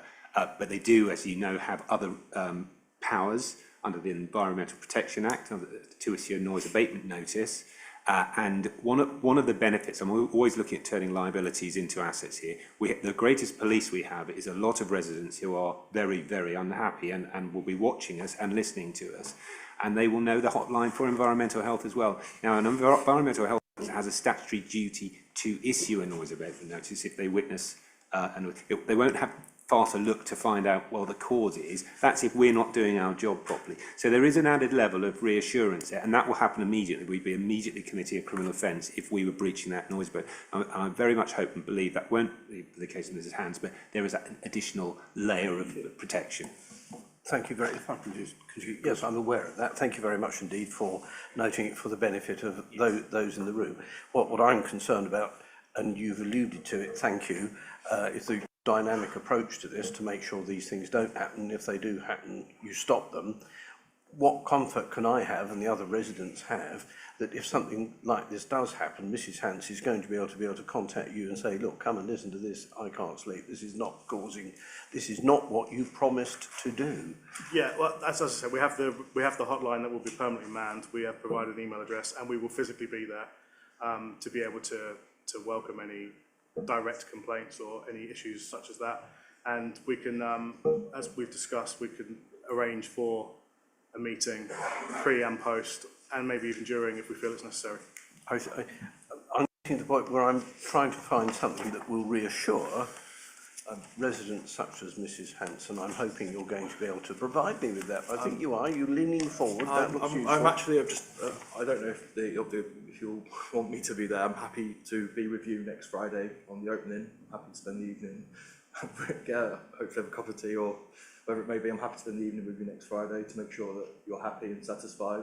And also, I think we can tighten up some conditions there as well. And you may be able to advise better from a legal position, but we're happy to be, fully accountable and on the line in terms of the conditions. I can't find the exact condition at the moment, Chair, but rewording the condition about the hotline to make sure it is permanently manned by a person whose sole job is to answer calls as soon as is reasonably practicable, or and respond to them in real time. We could work on that. Yes, I think that would be useful. I think possibly having more than one person might be useful because, they might be tied up for half an hour talking about one thing. But if you're able to dynamically and actively communicate at the time with residents, such as the good lady, if there is a problem, you will stop it. And that's what residents want to be assured if permission is granted. Thank you, Councillor Buston. Thank you. Thank you, Mrs. Hans. Bless you. Thank you very much for coming on. I next intend to call Simon Lane, because Simon, I believe you're speaking on behalf of other residents as well, so I've called you first. Thanks. Sorry, can we, which number? I'm sorry, Mr. Lane. Which number is Mr. Lane in the objectives? Mine are anonymised, but Simon Lane is, yes, number 19. If I may, I think there's a very important legal point that we need to clear up first, because it comes down to the fundamental definition of what this licence is. And, sorry, it's Mr. Grimsey. I took a note here, and you'll see why I need to bring this up, because it really completely affects everything that we're doing here. He said that a lot of people seem to think that this would be an annual event, but he said something along the lines that next year it dies, it's just a one-off. Now, with respect, I think that may apply for some of the licences that you work with Mr. Betts to get for festivals, etc. But I've read through this many times, and all the language of it is that it's every year. It says it's yearly run. It says it will run for 5 weeks every year. It is clearly something that once it is obtained becomes a premises, much as the Foresters or the Castle pub is a premises, the only difference being that it's limited in duration to 1 month or 5 weeks or whatever it is per year. And the reason this is so important is, as Francis has pointed out, that we have the right to peaceful enjoyment of our property, which is Article 1, Protocol 1 of the European Convention of Human Rights. Mr. Betts and his companies also have the right. And I speak from personal experience. I had a business in Cambridge and it was regulated to death. And I took judicial review against the council, High Court, Court of Appeal, House of Lords, as was. And when that all failed, because of the Wednesbury principle, where it's very difficult to decide a council as being unreasonable, I went to the European Convention and to the European Court of Human Rights. Article 1, Protocol 1, I had the right to my business, and the council had taken it away unreasonably. So if they are granted this licence, I don't think you'll be able to take it away. If it's a mess, we'll have to talk to them and they'll change what they're doing. But they have the right to that licence, and it will be a perennial licence. It's much harder to take away the licence. They will say, oh, that was an errant member of staff, we won't do that again. And I think that comes to the crux of what this is. Am I correct? How many legally trained people are there who can look at this? Several, I believe, Mr. Lane. Page 11 of the agenda papers says quite clearly, just above the table, the operational dates and hours are for 2024 only. This is a time-limited application to run until the 2nd of January 2025. There's lots of licences like this around the country. We call them time-limited licences.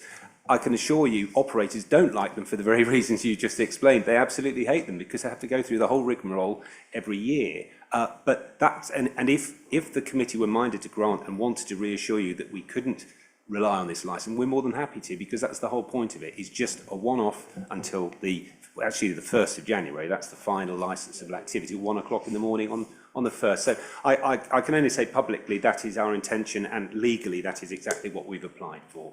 Because the wording does say when it's finished its yearly run and that it's a licence. So are you saying, I mean, do we all agree here that if you want to do it again, you'll have to go through this again? Yes. And we can all object again, and we'll Well, you won't yes. be able to do it if, Yes. if the councillors don't approve it. Absolutely, and I did not draft the application, Okay, so the I'm application afraid, may so be I wasn't poorly involved in drafting the application. It might have been worded differently. Well, but, thanks. I'm yeah. sorry that took a bit of time, but So you'll just see to why I help, thought it's Simon, important I'll to... bring Rebecca Strawn, our council's legal advisor, who will talk to you. No, I'm quite happy so long as we've all agreed that in this room, because I think that will mean that they do have to apply again. Obviously, I've looked to this Yes. ahead of time. I'm satisfied. They have to. It's what they apply for. So if they only apply for that year, it can't continue any further than they've applied for. Okay. So yes, they would have to go through this. It is possible to have just a one-off licence. I'm just going to have one other thing. I'm sad, licensing law knowledge, that you cannot vary a licence to increase the limit of its time. That's one thing that's explicitly excluded by the Licensing Act. So we couldn't, after January, apply to amend this time. It's not, you can't do that, it's not allowed. No, I just read I hadn't read the more recent documentation. I read the initial, and obviously we've had 2 iterations of it, and so they were talking about every December, every year. So sorry for any confusion caused by that. Let me just look at my notes, because Take your time, Simon, you've got all the time in the world. So I was intrigued by this idea that there was no singing along going on. I knew I'd read that somewhere. So I did a Google search for Molly Colchester sing along, and I found reference to their Instagram account, which said on it, and I quote,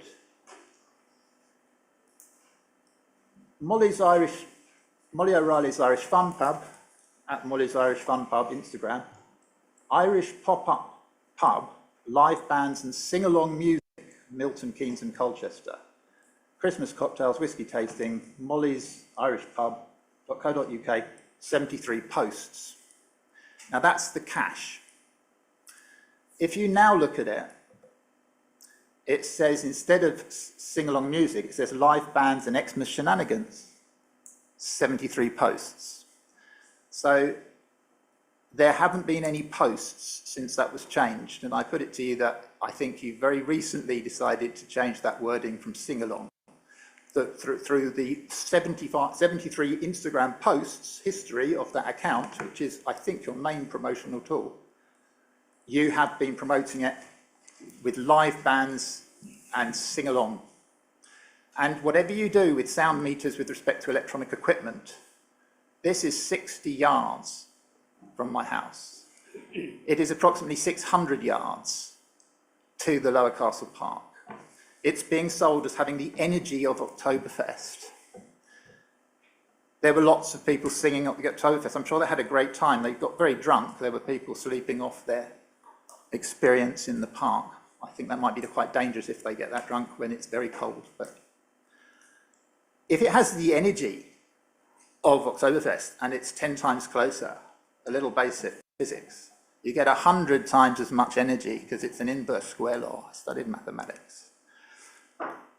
I had to go out. You talked about listening to the news at 10 or whatever.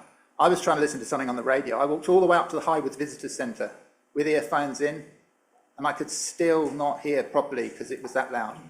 For the Loo Roll Festival, I'd phoned the noise abatement number, which was mentioned, but that team was disbanded during the pandemic. You have to wait until the following Monday. It was just as loud for Oktoberfest. I didn't bother because there is no action that can be taken. All you can do is submit a report which is looked at on the following Monday. And I have better things to do than take action that won't help me at the moment. I should have chased it up. I'd already felt that we were getting too much noise pollution. I suffer from tinnitus. My mother suffers from tinnitus also, and she has severe hearing loss. She has quite small, powerful earphones in.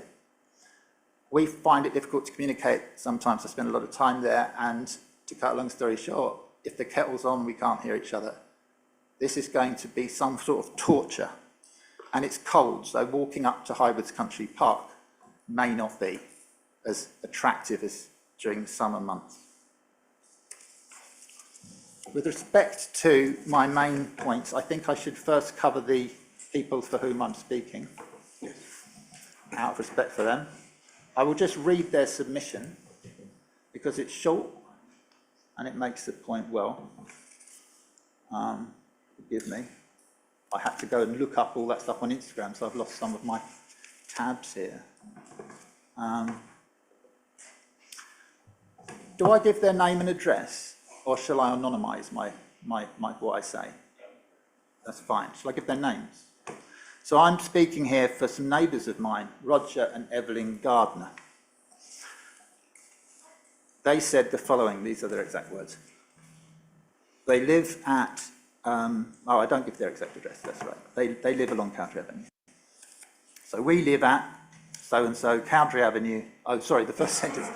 We wish to very strongly object to this ridiculous proposal for an event that will take place over the weekends in December for 2024 onwards. We live at so-and-so, Cowdrey Avenue, Colchester, and hear noise from the park when events are on. But there is no drinking at these events. This one is ridiculous because it challenges people to drink 11 pints in 30 minutes. Unless it's watered down, many will become sick. The event should not be staged right next to a skate park. We have enough noise from people returning home at weekend now. This will take much worse. Sorry for that. Writing it. This will take much worse at the time. Go home. The traffic will be horrendous, plus the large possibility of people throwing up on their way home. I point out they're also advertising eating competitions, potato eating competitions, which when I googled, there was a pub launch, I think, somewhere in Ireland, and I think you had to eat as many crisps as you could in 30 seconds. I don't know how you're going to do it, but I'm sure it's all good fun, but I can see that combined with a lot of Guinness drunk very quickly, creating a bit of a mess. And so I'm just enforcing their point here. No one ever wants something like this near their homes. Mr. Betts himself said he would probably have signed that. I'm sure you would if it was right outside your house. And there are plenty of locations, as Mr. Goss said, that we can put it at the far side of Highwoods in that big field where the travellers go sometimes, further from houses. Stick it up there.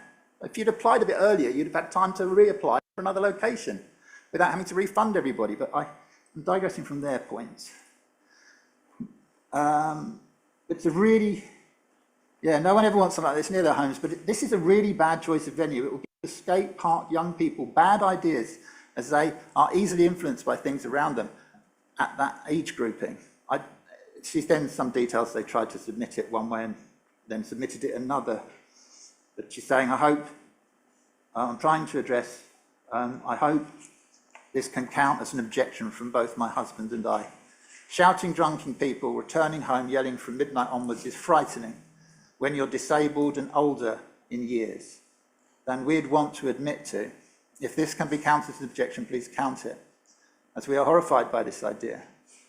A one-off maybe, but every weekend in December, every year, okay, we may have dealt with that, every year, no thank you, don't like it, and definitely don't want it, no way, no how. So, Roger and Evelyn Gardner, both retired, asked me to represent them. I've checked the Instagram feed, yes, you have to finish all these pints in 30 minutes. Has gone. Mr. Betts is a very skilled businessman. I have respect for him as a businessman. I've run businesses. On his LinkedIn profile, he puts his two strongest skills as, if I'm right, it was filming business partnerships and social media marketing. And the social media marketing is excellent.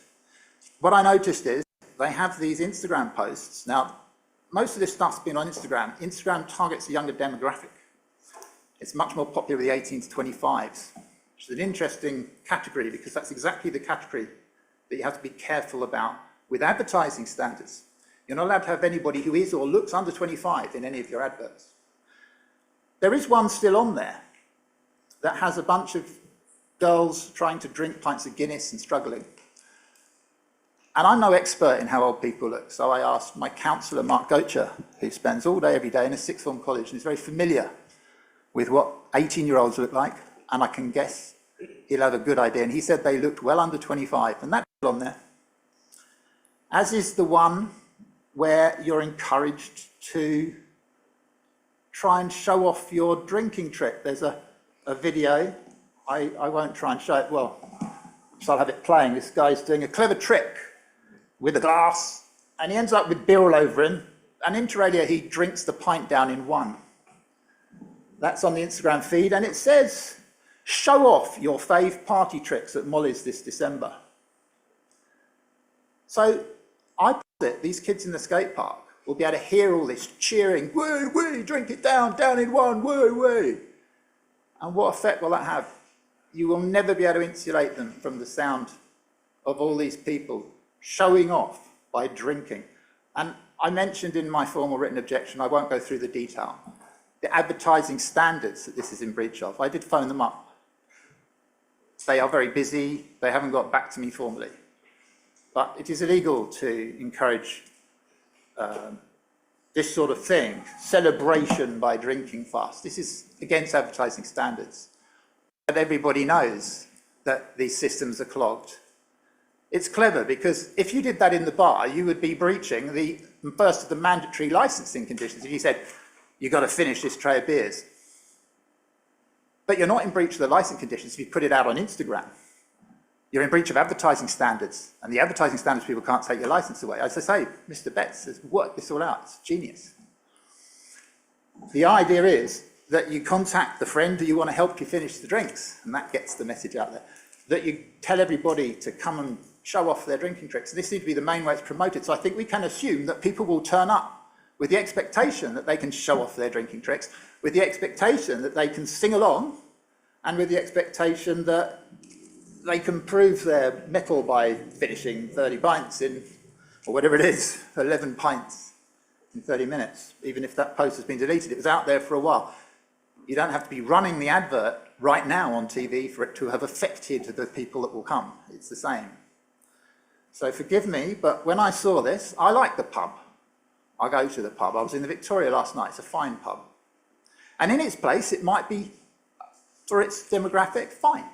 But just not opposite my house with my old mum, who can't hear if I've got the kettle on, who had to give up on gardening for something 10 times further away when Oktoberfest was on.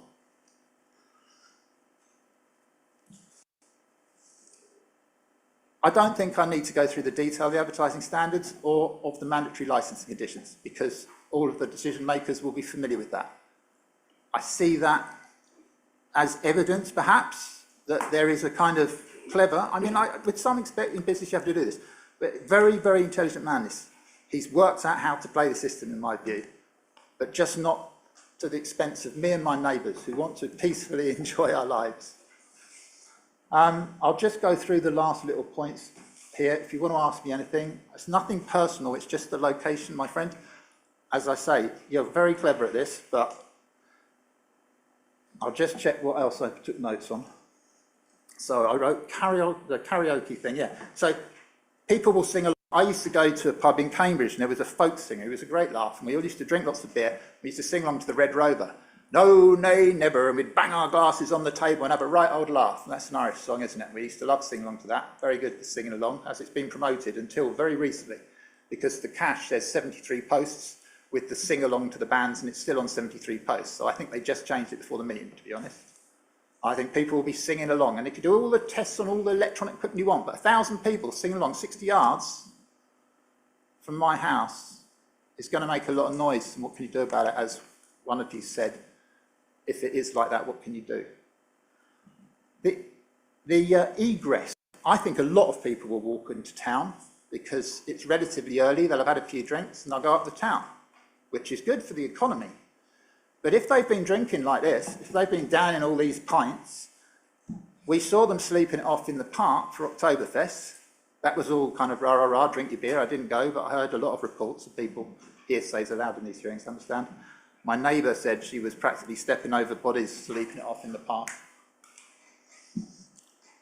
If it's very cold, and one point they asked me to make, that couple, they rely on the health service a lot. They think it will stretch the health service. If people are very cold and they are maybe slipping on ice and they've drunk a lot, what would otherwise just be sleeping something off the park. I think Mr. Bett's approach to business is much more suited to the summer, to be honest. I think it's a risky experiment, taking this binge drinking culture and putting it in the winter when it's dark. Where are you going to go?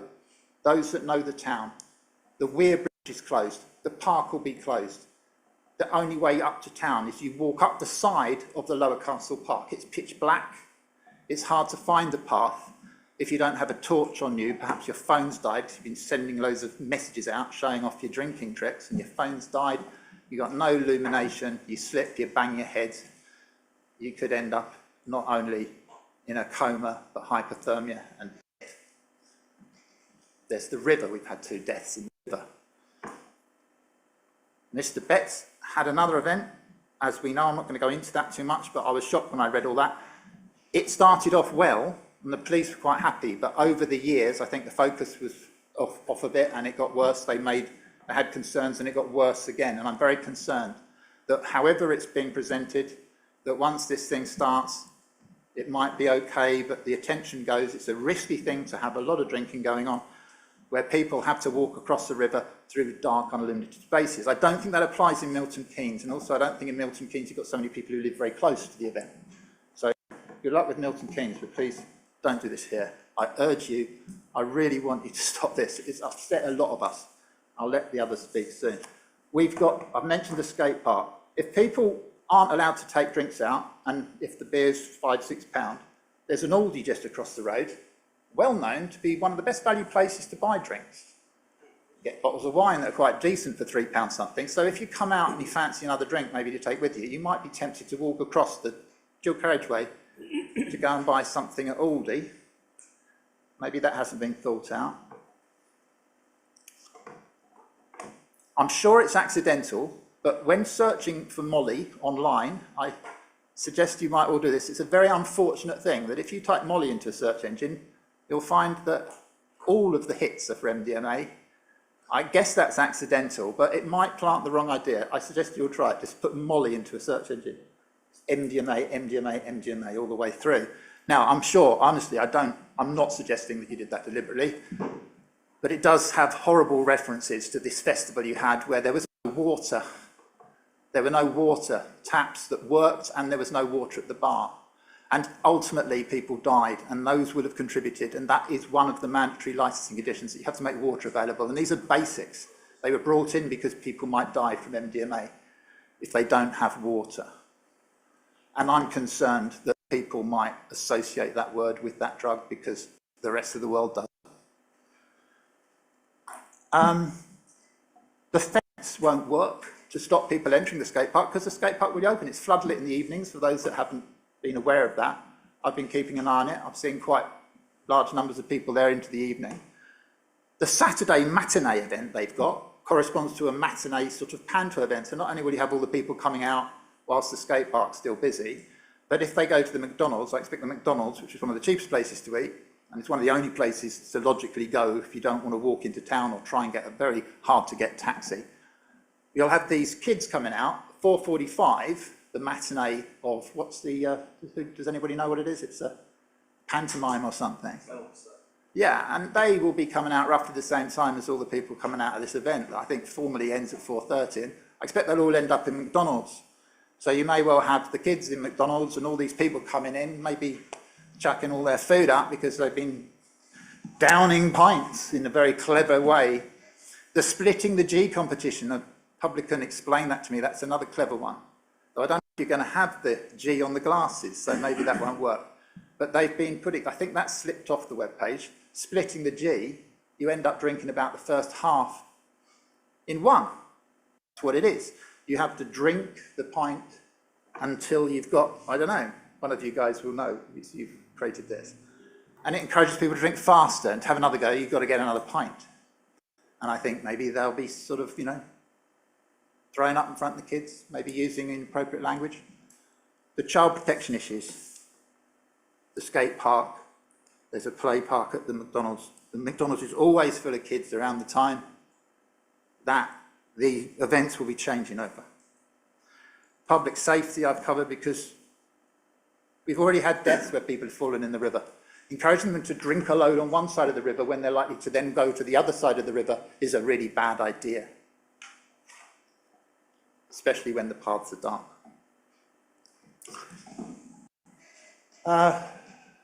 Yeah, so the skate park fence, it won't stop the noise.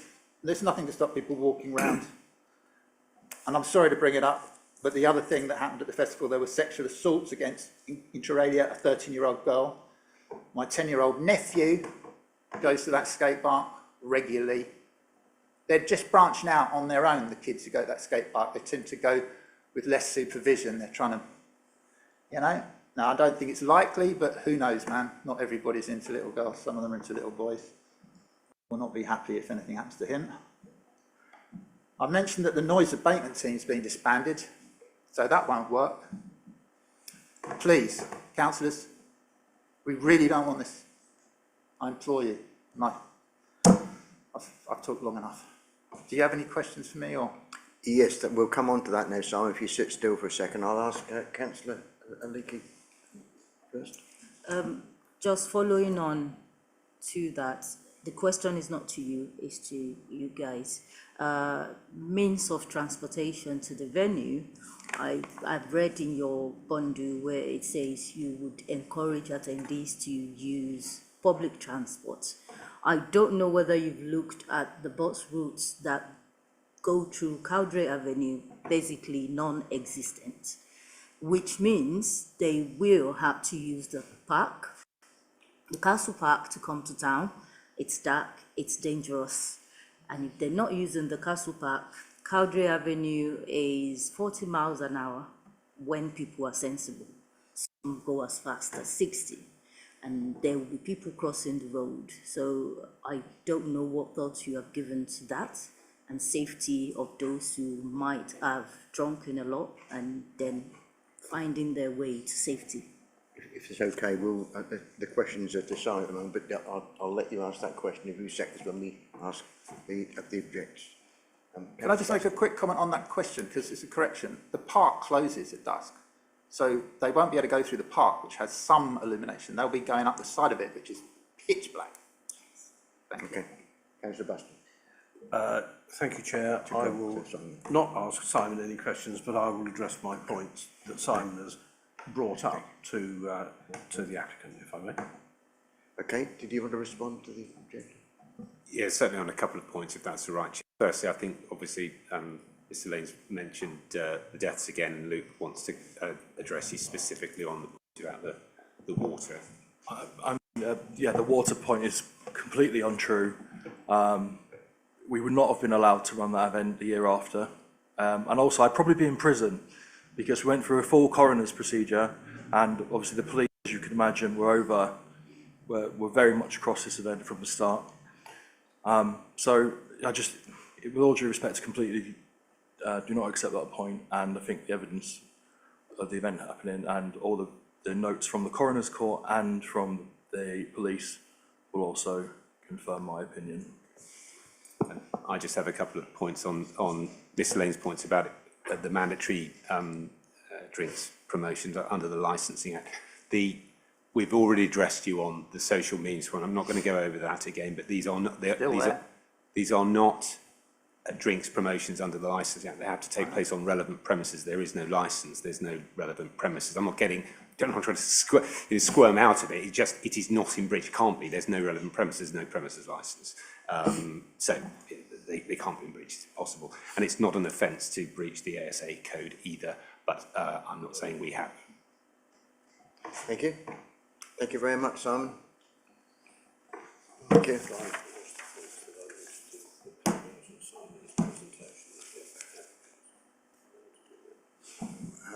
Yes. Follow later. Just to pick up on some points, if I may, that Simon brought up. The point that essentially comes out of what Simon's saying is essentially the same point that Mrs. Hunt's brought up, and I'm sure that it's likely to appear again, and I've written it down. If it is like that, what are you going to do? And if it is like that, and it proves to be like that, on Friday the 6th of December, and everybody's gone home, and there's nothing that can be done until Monday, as we all know that there are shortages of people available to do that, whether it's a statutory obligation or not.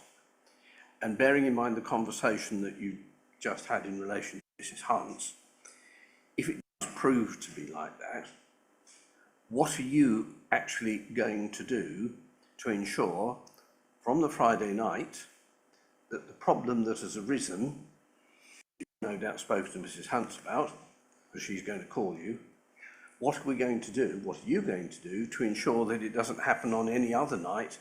And if it's likely to happen on any other night, is it within your gift to say, fine, we're not going to do this, we're going to stop it? There is a difficulty here because if a licence is granted, the licence is formally granted, I'm aware, for every evening. But you've already given in your presentation, for which we very much thank you, an assurance that you're not going to allow it to happen. So we need to square off those two items. It would have been a good idea, for example, to have been able to have a test night.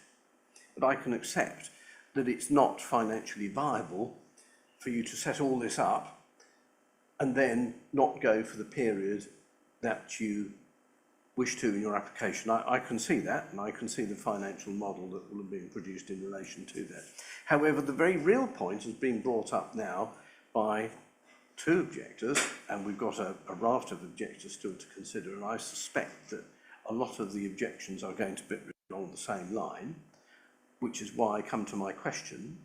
If on Friday night we find that the objections that are produced are actually sustained, what are you going to do to stop that, or to make sure it doesn't happen again, or the rest of the events are curtailed? Thank you. I do think it'd be really honing down on, so like obviously individual aspects of the licensing. So again, if it was public nuisance and people shouting, how do we dynamically respond to this? We used to operate and run nightclubs, for example, around the UK, high volume, 2,000, 3,000 people. As crazy as this sounds, we'd hand out lollipops to people on the way out. Now again, this presents a litter problem. People throw a lolly stick on the floor, but things, we can do measures like that.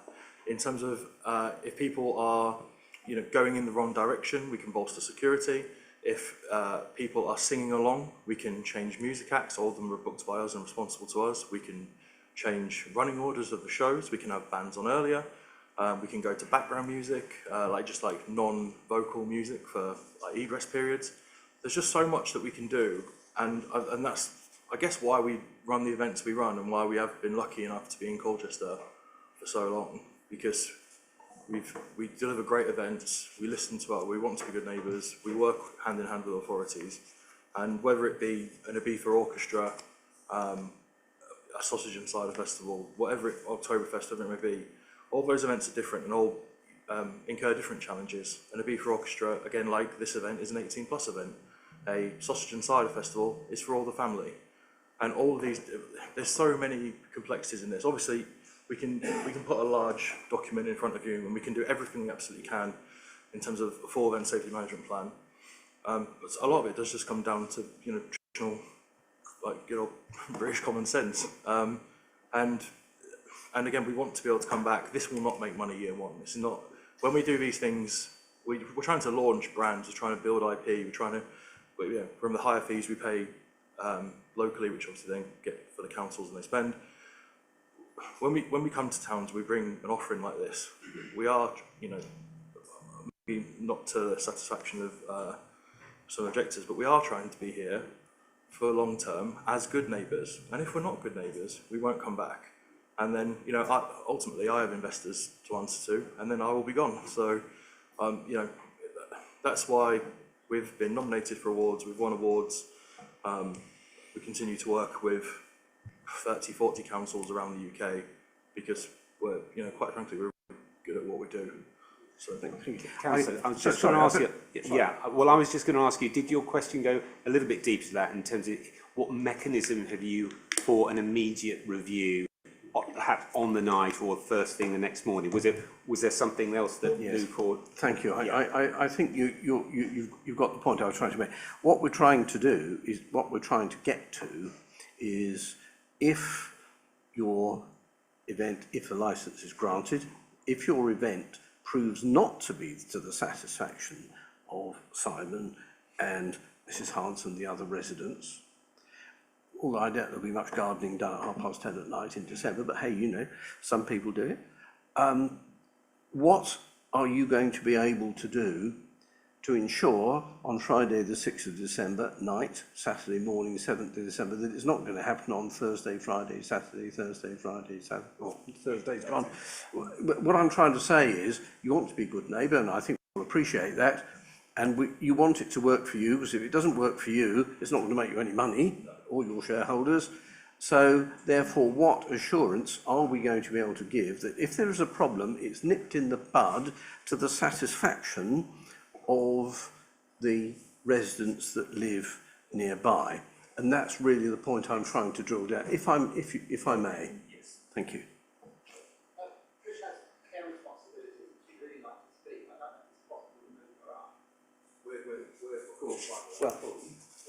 Sorry, Chair. Do you want to finish answering that one, then possibly move on to the other? If we're allowed to.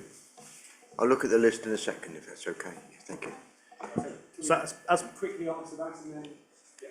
As part of our management operation and structure, we have pre-event, during event and post-event meetings every day. So that will incur every aspect of the operation of the event. And so, and a large part of that will be feedback, noise monitoring, all these things. We'll be able to then take those findings and with our management team create solutions, whether that is adjusting the noise levels, adding additional security, changing signage, changing fencing, changing policies if we feel like that's necessary to do. With respect, it's very hard to answer that question specifically because every occurrence will have a very specific solution. All I can say is we are very experienced people at this. We do this a lot. We take it really seriously. And we'll do everything we can. One, to be good neighbours, and it's very easy to say that, but we don't add all these voluntary conditions to our licence because someone's told us we have to.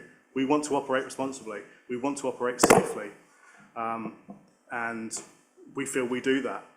And we certainly have done that in Colchester for a good number of years, for many, many thousands of people.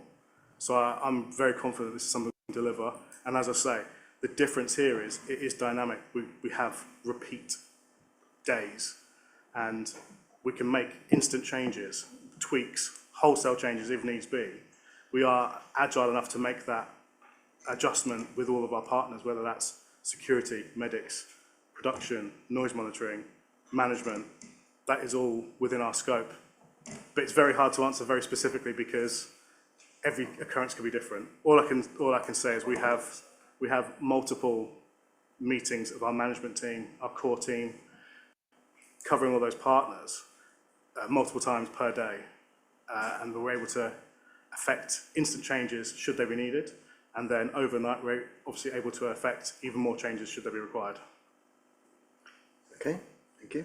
Did you want to answer Councillor Elizabeth Akinyomi's question about the route, please, now, while we're on the subject? Sorry, with regards to the route, yes, I'm aware Lower Castle Park is, not the park itself, the route adjacent to the park that most people walk is dark. We have been in talks with Colchester and 4 about the best way to light that. For example, when we hold Oktoberfest and summer shows in Lower Castle Park, the pathway through the castle remains open through our egress and we festoon it. However, that may not be suitable in this location. It may be a case of a mobile tower light that requires a member of security or something like that. So we are mindful of that, and it's something that we are looking into because I'm acutely aware it is dark, and given the time of year is probably darker than normal. Thank you. Does that satisfy your answer? Thank you very much. The next objector to bring forward now is, I'm looking to the officers who are looking to make sure they're registered.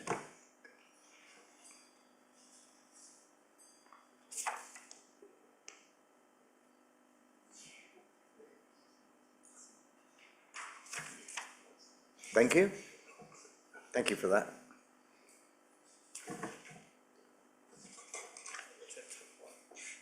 Thank you very much. Could I now call Patricia Booth, please? Objector number 58. Take your time, we've got all the time in the world, just push the button when you're ready.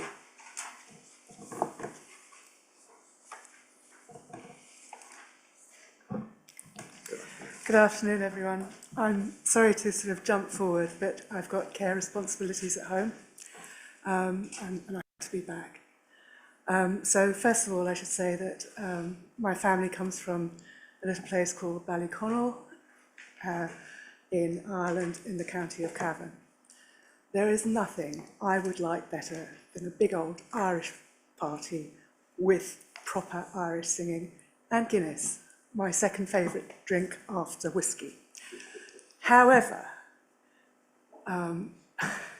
it's right on my front doorstep, really is. Great idea, really the wrong location. I'm quite friendly with my neighbourhood. So I would say that I personally know 13 neighbours or 13 neighbouring households. Some just to say hello to, but some I know who they are. A lot of my objection is personal because my husband suffers from FTL dementia. If he gets set off, if he gets triggered, especially at night, he rings the bell and I sit with him. And that can happen every hour. I'm so sorry. I'm actually a real softie, so forgive me. It can happen every hour, every 2 hours. And he's distressed. Now, as it happens, people misunderstand FTL. It's not the same as Alzheimer's. He has a good enjoyment of life. He still has a sense of humour. We still have a quality of life. But if he gets triggered and sudden loud noises, they can trigger him. I just can't imagine what will happen. I think what disturbs me the most is that we're in Meander Mews, and if you look at the Hustle draft plan, it all cuts off. Thank you. Sorry, do forgive me. This is just normal for me. I am a bit of a softie. Thank you. So it's all cutting off at the Reed Walk, and it's really ignoring the Meander Mews and that turn-in. Now, from experience of people attending other Castle Park events, people do try and park around Riverside Walk, Reed Walk, Meander Mews. Parking is quite constrained, so they don't necessarily get there. But if they do get there, and if they come back from the site, they will, first of all, be travelling in the dark. There is a ditch, then coming back, coming through, and there will be loud noise. As I say, I'm quite friendly, so I do know my neighbours. I know that there's people on shift work. There's NHS, two different lots of NHS people that I know, and then people just opposite who I do, again, no, I'm not saying just opposite, sorry. Shouldn't say that. Anyway, so people I know who are on shift work. One with a very new baby, one with a baby under 1 year old, and then another family with a 2-year-old and a 1-year-old.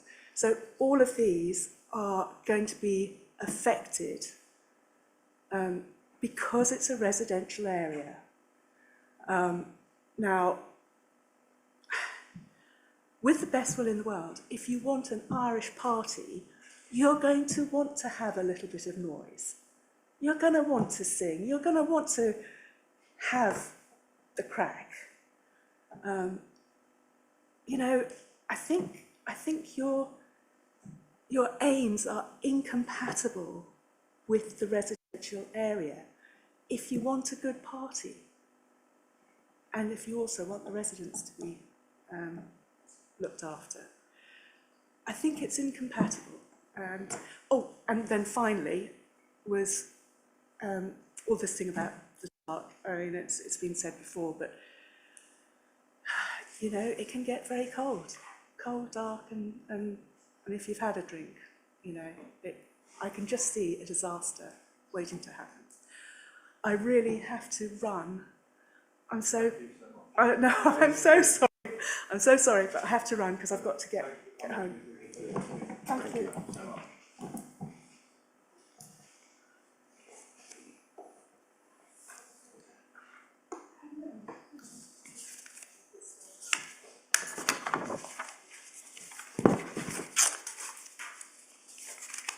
Thank you for your submission.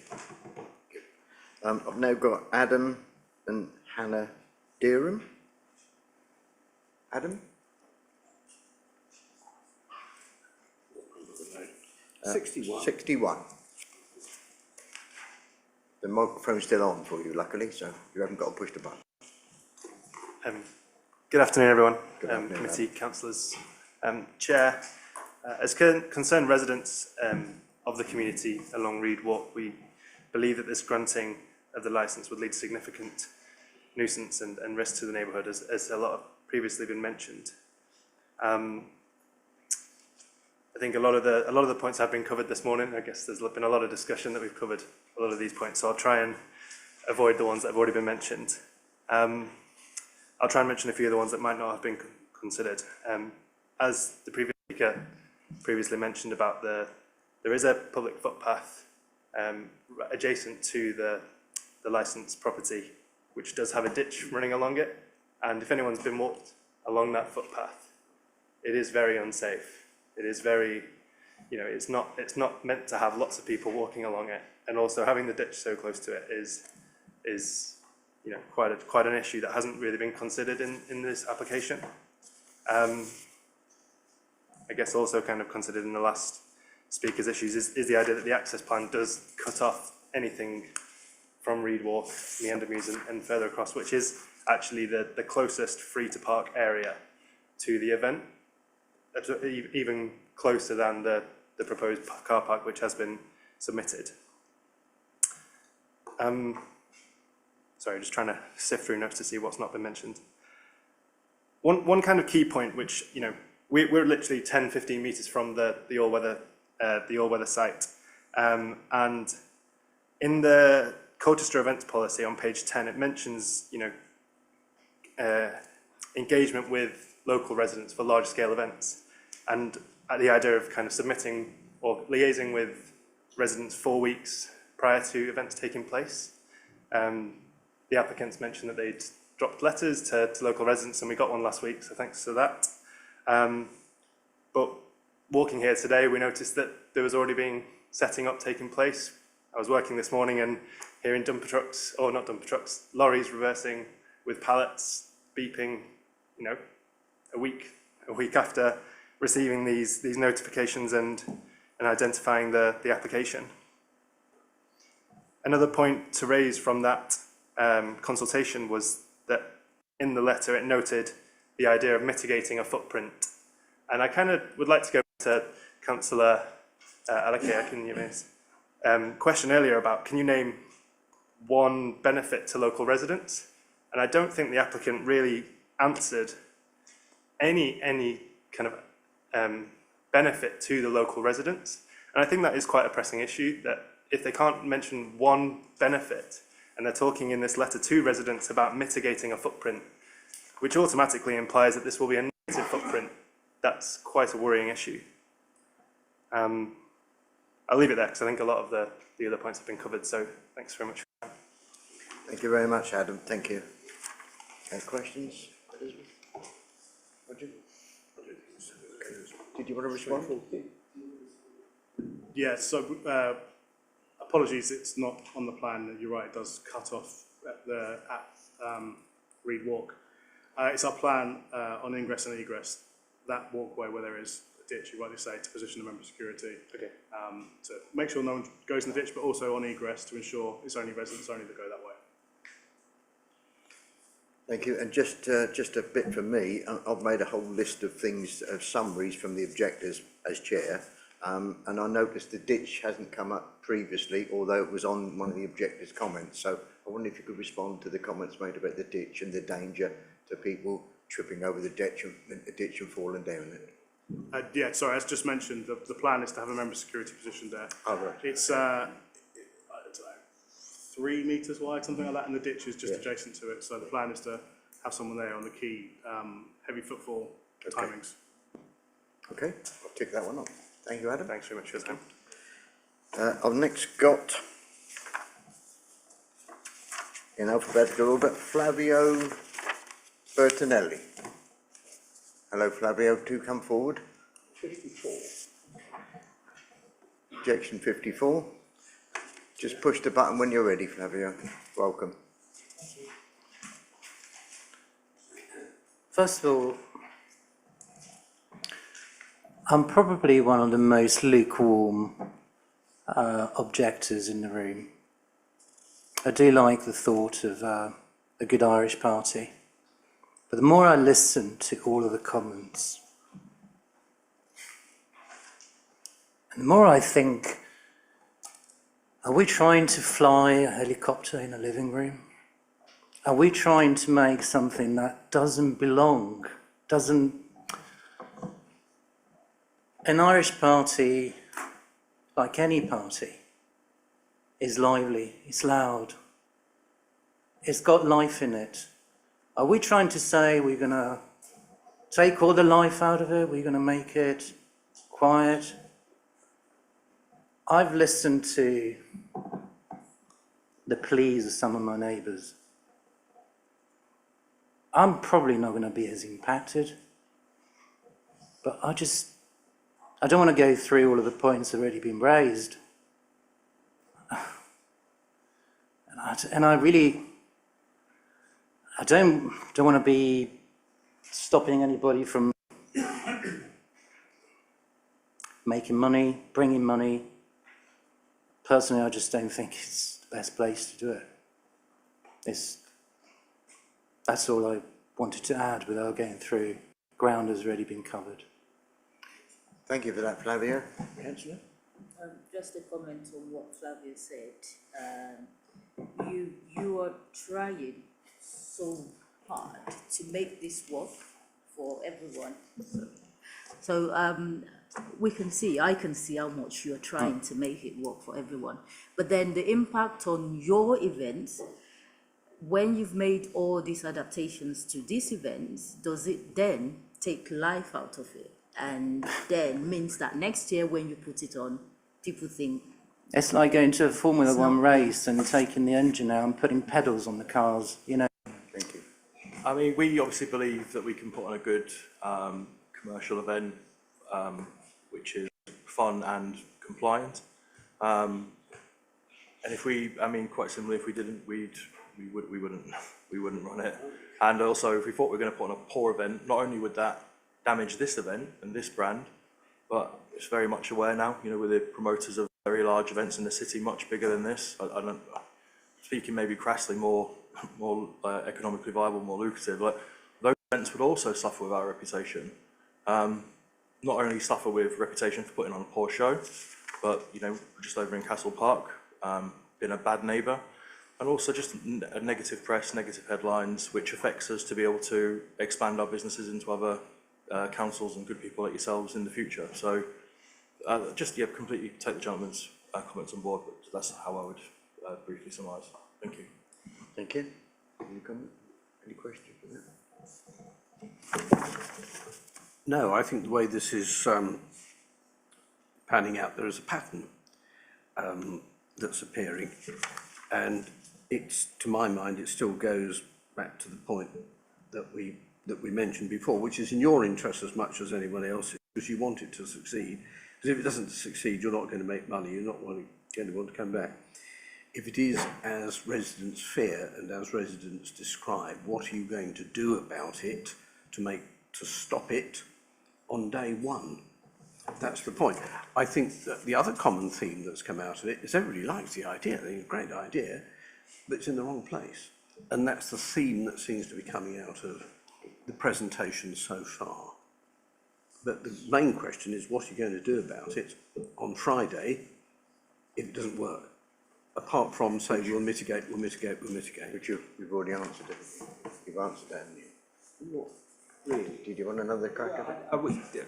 Luke just wanted to remind me about the police powers and environmental health powers that you're well aware of, other powers under the Licensing Act and as Councillor Crossland said, other legislation. But I don't think we're talking about what can we do dynamically, quickly, immediately to review complaints coming in perhaps from the hotline, other sources of intel that we get locally. How do we deal with that and rectify it for the next night, because it might be Friday and then the next one Saturday lunchtime, and there may be different issues. And that's something that Again, I go back to depending on what that issue was. Say like we have a persistent phone caller to the hotline, and there's we have to be able to position people immediately the next day from the afternoon directly outside of their property from the point of opening. I feel like I'm not trying to cop out by saying we don't know until what that individual issue is, but it's very much the same as when we operate. We've been operating for 2 days in Castle Park with a beef orchestra, sausage and cider. This year we're going to 3 days with our Summer in Nashville touring country show. And it's very much how we respond to those. Say on a Friday night, if we had a particular angle of the way the fences have been put, and we may have had a fence jumper, the next day reviewing that, putting our security onto those set positions. So again, it could be anything from a local gas leak to flooding to snow to there's so much that can happen. I appreciate where you're coming from, and I appreciate it's a virtually impossible question to answer. But nonetheless, the point does come back. If residents' fears are not addressed, and we're here to address the licensing objectives to your application measured against the objections that are being produced, if we cannot see that it's likely to be curtailed, there is a risk that the licence is not approved. That's the point I'm sure you've grasped, and that's the essential point of my question. If I can just address you on this, because it's useful to have this discussion instead of doing final speeches necessarily. Let's get out the real issues now. I totally support that from a licensing practitioner's point of view. The great thing about the Licensing Act and your decision-making process is very, very flexible in terms of what you can do, conditions and all sorts of things. I'm sure it's very much in your mind.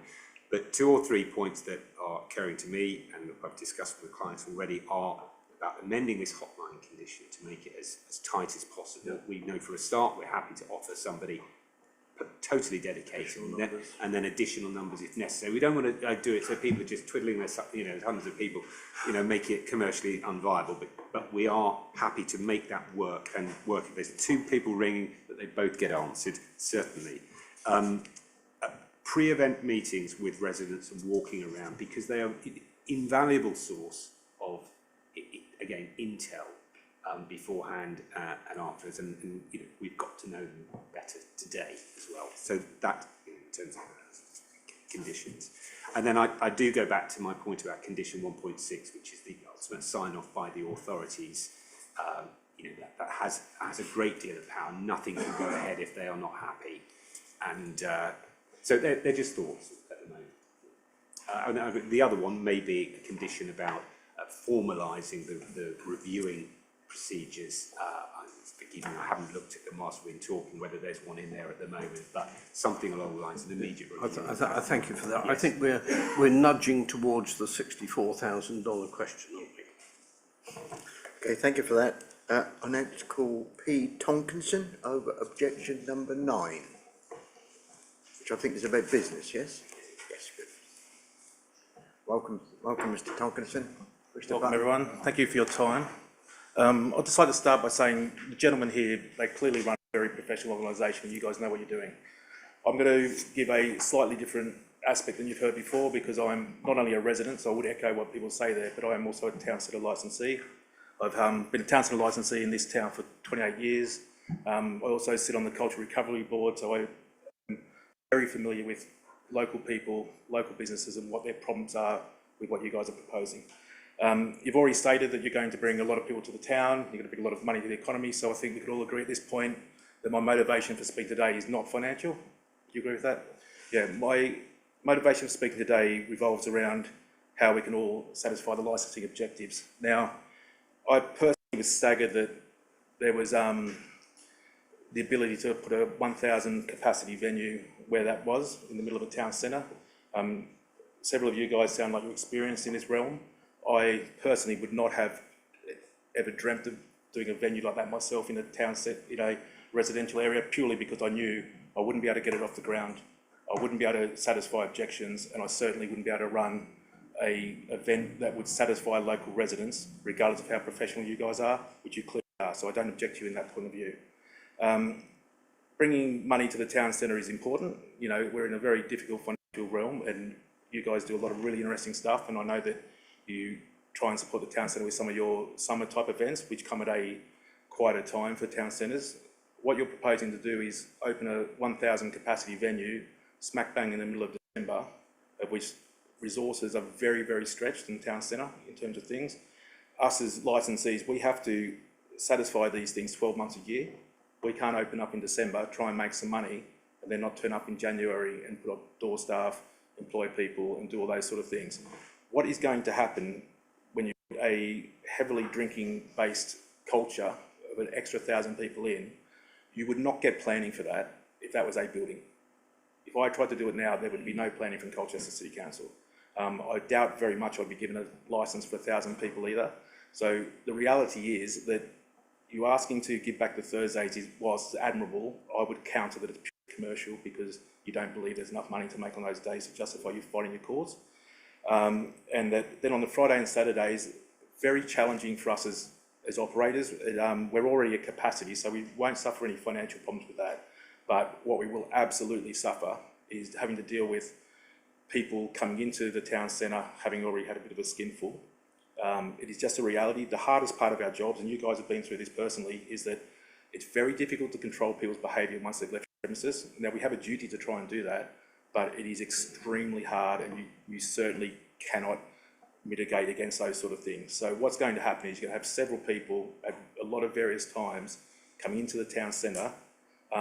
All the residents are absolutely well within their rights of what they've said, and I don't think you would want this on your neighbourhood, and I wouldn't want it on mine. But I also think the licensing people and the City Council in general have to consider that it's going to be very difficult with stretched resources with policing and licensing and environmental protection, all of which have had budgets severely cut to be able to cope with the influx of those sort of people in the town centre in December. Now, there hasn't been one mention so far of how you guys would even anticipate supporting local restaurants, local people like that are going to suffer these people coming to their premises. We've all been there, we've all done it. I'm supportive of a lot of the other stuff you guys do. I think, like I said, they're interesting events, but we do, and I can tell you categorically, we have an influx of difficult people to deal with around things like Oktoberfest. It makes my staff's job a lot more challenging. It makes the door staff's job a lot more challenging. And by nature of alcohol, it is a very, very difficult thing to control if you don't do it professionally. So my point here is that an extra 1,000 capacity venue in the town centre, I believe I think you've been sold a dream where they've told you to put it. I can't believe if you guys have been in Colchester for 28 years like I have, that you would have even thought that was a smart move in that place unless the council had said, look, we have a thing here, we would like to take some money off you guys to do that, because it's just completely unsuitable. I walk my boys around that river all the time, and I wouldn't want, even an Oktoberfest, which sounds like a fantastic idea, I wouldn't want that next to my residence. And I have grave concerns about how the town centre can cope with that amount of people throughout December. If you're talking about, we're not going to do it in December, we'll come back in January and February and give it a crack, and we'll bring some money to your local economy, I would be far more sympathetic with your cause. But we know that's not going to happen. And that if I mess up in December, I lose my livelihood because I'll get my pubs shut down. I won't be able to trade in January, February, March. If you guys mess up in December, you're just going to move on. And that's just the state of where we are. I'm happy to answer any questions. You know, would love to work with you guys on anything you think, but, you know, I think it's important, and I owe it to all licensees and restaurant holders in town to give you my honest opinion on it. Councillor Kidembi, no question? At the bottom. Thank you. Again, the points you raised, and thank you for raising those points, they are certainly items that have not surfaced before, and that is valuable. I'm interested in your comments about the satisfaction of the objectives. Yeah. And that's really what we're here to do. Absolutely, yeah. Not either to make you money or to make you money. That's the point. We don't have any axe to grind against anybody in regard to that. It's merely satisfying the objective. And the point that you raised, just push the button. Oh, I see, that's right. If you press your button, turn up, that's it. We'll stop getting nasty squeaks. Well, yeah, anyway. Just a matter of the maths, really. If 1,000 people are going to turn up to the event, which will make you money, and your car park has got a capacity of about 100 or so, and if each car has one person, that means you've got 900 people left. If they all have 2 in them, you've got 800 left. If they all have 3 in them, you've got 700 left. Where are they all going to go? Just a question that came to my mind that when we're edging up to the $64,000 question, I think might be worthwhile considering. But no, I thank you for your contribution. I think that was very valuable. Thank you. Gentlemen. Again, I think there's a lot reflecting on our plans, but I will say, obviously, the Oktoberfest is, I think, be more than double this size, with no car parking real provision. Well, there is none, full stop. And we've been able to manage that super successfully in a very busy period of trading, including Halloween over the years. Yeah, obviously I can't run Christmas parties in February. St. Patrick's Day's in March. Perhaps we can collaborate on something in the future together. And yeah, to recognise Jonathan's point, yeah, we do work with local venues on our other events. We Beef Orchestra, we do after parties with local clubs, we send people, and we do our best to engage with those parties. So yeah, thank you for your comments. And yeah, again, I can only go back to experience in Colchester from running much larger events, which have been super successful without any car parking provision. Thank you very much. We've heard what you're going to say. Thank you very much. Thank you very much for your time. And then one more, and we're going to go for a break. Yes? The one more is Shadman Chowdhury, objector number 59. Hello. Welcome. Good afternoon. I apologise, my etiquette is a bit off. This is my first council meeting, and I'm also a student, so this is new for me.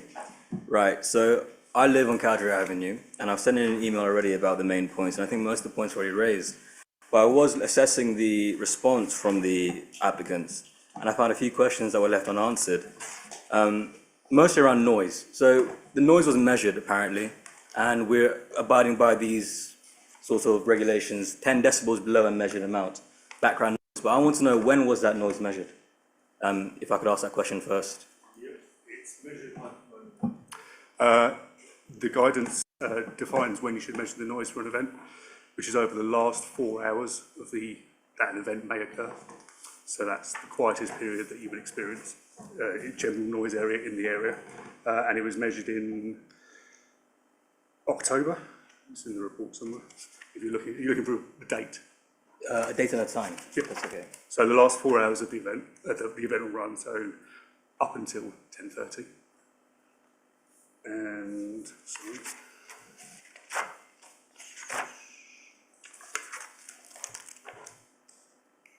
And to help you, this is agreed by the Environment Protection as well. Yes, yeah, we had a meeting with the Environmental Protection beforehand. Thursday the 17th of October. So again, we took what we would expect to be the quietest day of potential days we would be operating. Obviously, we're not now doing Thursdays, but that's why we chose that day. Right, thank you. My concern with this way of measuring the noises is that Cowdrey Avenue is already quite a noisy area. It's very well known amongst residents. I'm sure the council has a lot of complaints about, cars driving by, lorries. If a lorry idles at the traffic light, you can hear it from the back rooms of the house on Cowdrey Avenue. You become used to it, of course, but some things that you don't become used to are music, because music is a constantly changing pattern. Even a very low sounding music, without the high ends of the sounds being played, you can still hear the music through the walls very easily. And as someone who lives directly in front of the area where this event would be taking place, I cannot help but think it's a guarantee that we would hear the music through the night. Even if the event was to stop at, say, 10:30, 11 at latest, that's still quite a significant amount of time. My family and the doors surrounding me are all people who work very varying hours, shift workers, and that would certainly cause a disturbance. I'm sure many other people in the area have the same issue.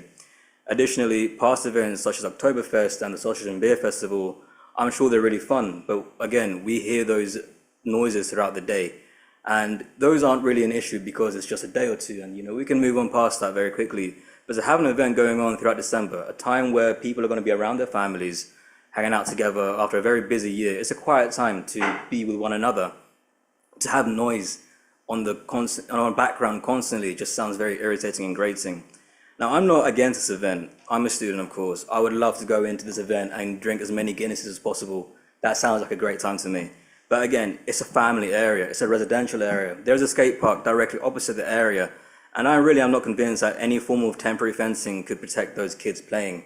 And it's not just children in that skate park. These children are, well, some of them are young, some of them are teenagers. And teenagers are, of course, subject to doing more risky behaviors. They may hear the fun happening in this tent and may think, wow, I would love a pint right now. They might go into the tent or try to go into the tent, turn around. Some of them have fake IDs. I know this because I was a student as well, not very long ago. I had a fake ID, all right? I'm not sure I can admit that, but I did have one. And people will use them and they will try to get in. And I really hope the security is able to monitor that and take the appropriate actions to stop young people from coming into here. It's an 18+ venue, and that raises more concerns to me than if it was a family venue. A family venue, I find, tends to be a little bit more controlled because there are kids present. The adults inside won't want to go as hard drinking because they know they have children around them. 18+ to me screams this is a place where adults can get absolutely hammered and blasted. Again, someone did mention the Aldi nearby. That does close at 10, but until 10, there is constant access to alcohol. You can go in and get whatever drink you want. There is a McDonald's right next to that. And even if there is food being sold on the venue, I can't help but think, why would you pay a lot of money for a very expensive roast dinner when you could just go down and get some McNuggets when you're absolutely hammered? That would certainly cause strain on the local area. I can't imagine what those staff would be thinking. I used to work in that McDonald's. Anytime there is an event happening, we get a massive excess of people coming into the McDonald's, buying a lot of things. It is chaos. The parking is chaos. And on the matter of parking, the overflow parking is actually quite far away from the event itself in terms of other car parks. You have your main Leisure World car park here next to Charter Hall, and you have to kind of go around Charter Hall to access the overflow. And the overflow is, again, situated right next to a residential area. I can imagine that those people wouldn't be very happy hearing people coming back to the cars at night time, chatting, being loud, whatever. but also it's in a very dark area. Even with security present, I can't help but think this area is already frequented by drug dealers. And if there's alcohol involved, there will always be drugs involved, no matter how good the security is. It's just a matter of fact for British drinking culture. There is almost a guarantee that there will be some form of cocaine at this party, at this event throughout the nights. What would the security be able to guarantee to prevent this from being consumed in large quantities or affecting the local area? You know, just recently I saw drug deals happening on Cowdray Avenue in broad daylight, and that's something new to me. And I can't help but think this will get worse, especially during Christmas when everyone wants to be having a bit more fun than usual. That's essentially most of my points. Also, it's a sports and recreation area, and I like it to stay like that way. But I know people who go out there to play football on the field, and I can't imagine they'll be very happy about not being able to play football anymore because there's a massive pub in the way. I use the gym in Leisure World very often. I go 5 days a week, and I see Charter Hall right next to it. And you know, there's a good relationship between the gym and Charter Hall because they're managed in a very effective way. Introducing another party into the area, I can only imagine it would create some tension between all parties involved. There's also runners in the area going around their nighttime group runs. They'll be in the area exposed to these people who are drunk. I also imagine people will be taking pre-drinks before going to this thing, considering the drinks are so expensive. £10 entry, £7 per Guinness. If I was going, I'd be taking several shots beforehand. And I think many people do the same. Just some worries I had that I think should be regarded to. Again, just to reiterate on noise, Cowdray Avenue is very noisy, but we have mostly become used to the sound of cars. But it's impossible to become used to the sound of music. It travels through walls very well. Even if it's completely bass-free, I don't think that'd be enjoyable for anyone. You can still hear the mid-ranges of music, and music without bass is not music at all. Thank you. Thank you very much for your submission. Thank you. Councillor?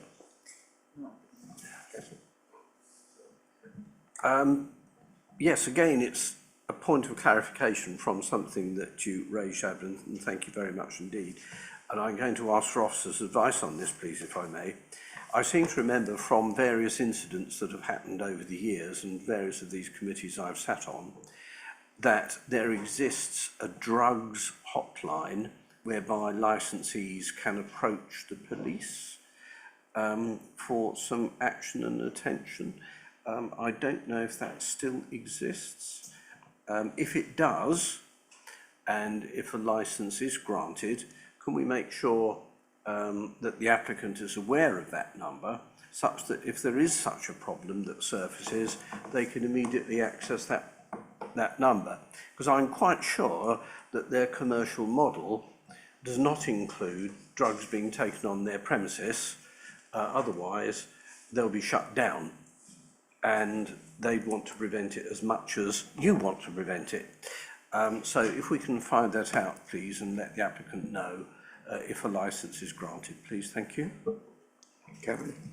Thank you, Councillor Buston. Yeah, I'm not 100% sure if that line does still exist, but we have a really good working relationship with, obviously, we've got police licensing officers and also the community police. So it could be that we come to some arrangement with like a drug safe. Obviously, it might be a bit different to what we have in other licensed premises where it's fixed to a wall. It could be more of a, you know, some sort of process with the security and what they do with those drugs and how it's handled.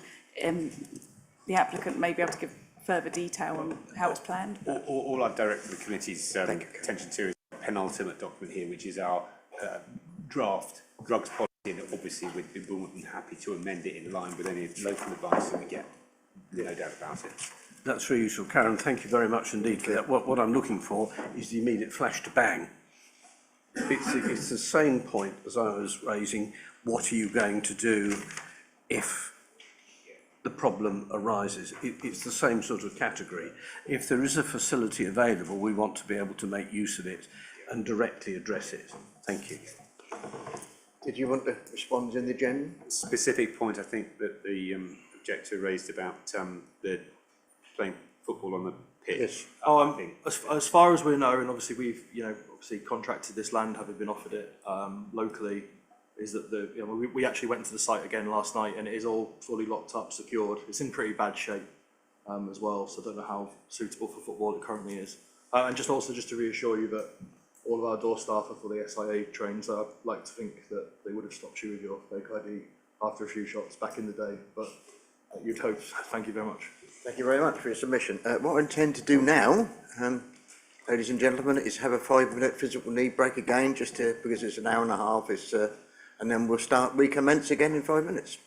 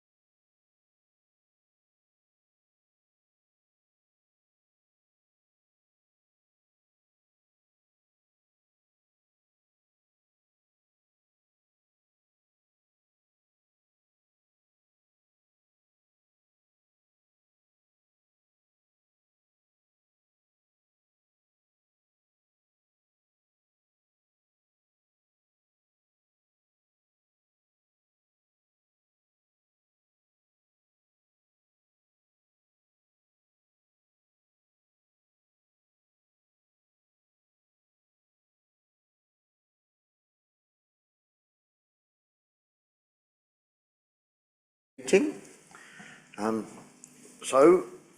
The next speaker I've got, objector, is Sophie Nash, who is objector number 11. Hello, Sophie. Please feel free and have your say. Push the button when you're ready. I'm also speaking on behalf of objection number 64 as well. Thank you. Thank you. Good afternoon, ladies and gentlemen. I'm a resident of Reed Walk and I live less than 30 metres from the proposed event site. I'm one of the closest households to the pitch, and all that separates it from my house is a couple of metres and a few spindly little trees. And my bedroom looks directly onto the pitch. I'm a full-time worker, I'm a tax-paying citizen, and in order to pay my council tax, I need to work, and in order to be able to work, I need to be able to sleep. And particularly at Christmas, after working hard all year, I look forward to a time of rest and to relax. But to hear that the council are even considering licensing this event makes me feel that the council categorically does not care about the well-being of the residents on Reed Walk, Meander Mews and beyond. I'm a conscientious person and I pay my taxes, I look out for my neighbours, I look after the environment around my home. And to think that the council cares so little about my neighbours and I as to subject us to 1,000 drunken revellers and amplified music inside a tent, just metres from where we live, every week until 2025, makes me think, what's the point? Advocates for this event seem to be heavily drawing upon past events that have been licensed in Castle Park, including Oktoberfest, as some sort of precedent justifying the existence of this new proposed event. What they fail to mention is that Oktoberfest runs for 2 days per year in Lower Castle Park, and the nearest residential property is over 70 metres away from the site. This proposed event is set to take place every weekend over a month, and is less than 30 metres away from residential properties. That is less than half the distance between Oktoberfest and the nearest local residents. What you're being asked to licence here is nowhere near comparable to the events taking place in Lower Castle Park. What you are being asked to licence here is guaranteed distress and disruption to many, many residents, metres from their front doors, week after week after week. I trust that the council members have read the many excellent comments objecting to the licence on the grounds of the clear promotion of binge drinking, which surely the council should not be seen to encourage. On the basis of the safety of the attendees, in this truly bizarre choice of proposed location, drops squarely between a residential estate, a river with unobstructed access to water in potentially sub-zero temperatures, a car park and a busy road with no similar trade and no public transport. I trust that they've also noted the comments from residents with children, from elderly people, people dealing with serious illnesses, and also the comments that have come from Hampshire Police as well, Portsmouth Police report, saying that the licence holder has demonstrated an inability to successfully action their own policies and procedures. We've chosen to live here for the quietness and the peace, and we are reasonable people who do not object to the odd late night of music in Lower Castle Park with loud, joyous drunks wandering around in the aftermath. Sometimes I'm one of them. I like a drink as much as the next person, and I also echo the comments of others. The idea of the event, great. The location, bizarre, inappropriate. What is being proposed here is not reasonable, not in keeping with the local environment, and not in the interest of local residents. And I would also like to draw your attention to a contravention of the terms of licensing which has already taken place, which I think perfectly demonstrates the organisers' lack of respect for residents and lack of respect for the council on their terms. Section 4.2 of the licensing conditions states that all residents within the area shall be advised by way of a letter drop of any use of the premises no less than 1 month before any event. So, given that the first night of many is due to take place on Friday the 6th of December, in order to meet their licensing criteria, you would expect that the organiser would have fulfilled this requirement comfortably by the 6th of November, would you not? Except that did not happen. In an early doors mockery of the council's terms, I received this non-committal note stating that we cannot say that music from Molly's will not be heard outside the immediate vicinity of the all-weather area. This appeared through my letterbox on Saturday the 16th of November at midday, and that is just over 2 weeks ahead of the proposed start date. And of course, as Adam mentioned earlier, there's already disruption. We can already hear noise today. We're already being affected by it. I would ask the council to consider whether this is the mark of a competent organiser, an organiser who takes the terms of their licensing seriously, an organiser who respects people living in the area, and their council, whose purpose it is to represent and protect those individuals. Please do not allow these grifters to hijack this essential period of rest from us normal people for the sake of a quick buck. Please do not allow them to line their pockets while we lie awake wishing away the precious little time we have to rest and relax over Christmas. Thank you. Thank you very much. Thank you. Thank you for your submission. Councillor? Mine too. Okay. Gentlemen? No? Just the comments with regards to Portsmouth Police. Just to note that I also own the largest nightclub in Portsmouth, which is 2,000 capacity. I have done since 2013 and continue to successfully trade it alongside 3 other bars that are licensed premises in Portsmouth and have fantastic relationships with local licensing. That's all I'd say, just reference to Portsmouth. Thank you. Thank you. Okay, thank you very much. Thank you for your submission. I've got next is S. Lucking, and you were the last speaker, sir. S. Lucking is objection number 7. Welcome, sir. Hi, good afternoon. Thank you. I'm speaking as a licensee of the town. However, I have an observation and a question. So I'll start with the question first. It's regarding the safety of the car parking.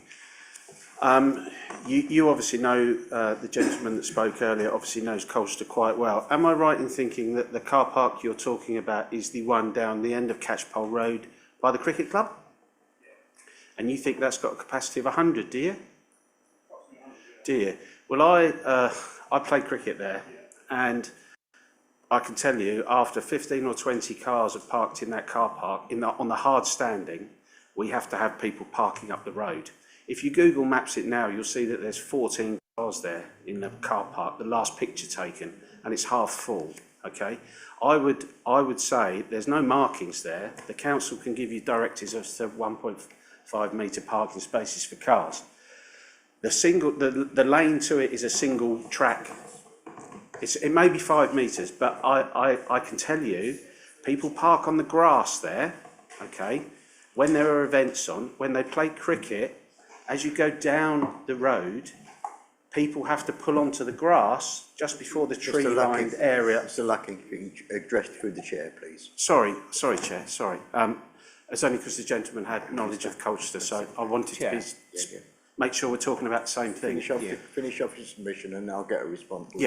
Sorry, I just want to cut in. I'm sorry, just checking. Is objector number 7, am I correct? Yeah. Is that in his original objection? Because we can only expand on what's in the original objection. That's true. Have you finished your submission? I've objected, but until they talked about this overspill car park, I was unaware of exactly. That's why I said it. I just wanted clarification. Okay. And my argument is that it doesn't have that capacity. From a safety point of view, people park on the left-hand grass verge, which will turn into mud in the cold and the wet. And if you've got taxis trying to drive down there, there's an upward standing drain cover as well, which is concrete, which is not lit. And it's just from a safety aspect. This is an awesome idea. I think what these guys do is brilliant. I think the location is preposterous. That's my view. Thank you very much, Mr. Lucky. If you could turn the microphone off. What I'm now going to ask is, because the car park's already been raised by others on the agenda, I'll ask for a response on the car park capacity and the management of the car park. Thank you. Perhaps we're thinking of slightly different areas. The car park we're talking about has about 100 spaces. Not there's a. Yeah, there is. We have it here if you want to quickly see. This one here. Not this. Bays. Not that small, tiny thing. This one here. We just want to. Just here, sir. This is Leisure World here. By the map? Sorry, I was talking about the one down the lane. No, this one here. Yeah. Okay, no problem. Thank you very much. Thank you.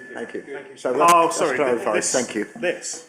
Right. Okay, no, that's not what we. That's the end of the objectors. Thank you very much. What I intend to do now, I just wanted to make a quick statement. I wanted to get Councillor Elizabeth Akinyumi and Councillor Buston to both agree with me that we have, the three of us, read every objector's full reference. In fact, so much so, I've got compelling notes on all of them to make sure I've been ticking them off this afternoon to make sure everyone has been covered. So I wanted to get assurance from my two colleagues that we've read every one, because there's lots of people here on here that haven't spoken. We've taken note of those as we've gone through, okay? So that's confirmed for the minutes. Thank you very much. So closing statements now. Now, is it the objectors go first, or the or did you want to come in first to make a statement? The applicant first, or? Okay. Are there any objectors here present, and it's perfectly fine to say no, who wish to give a short closing statement? Simon?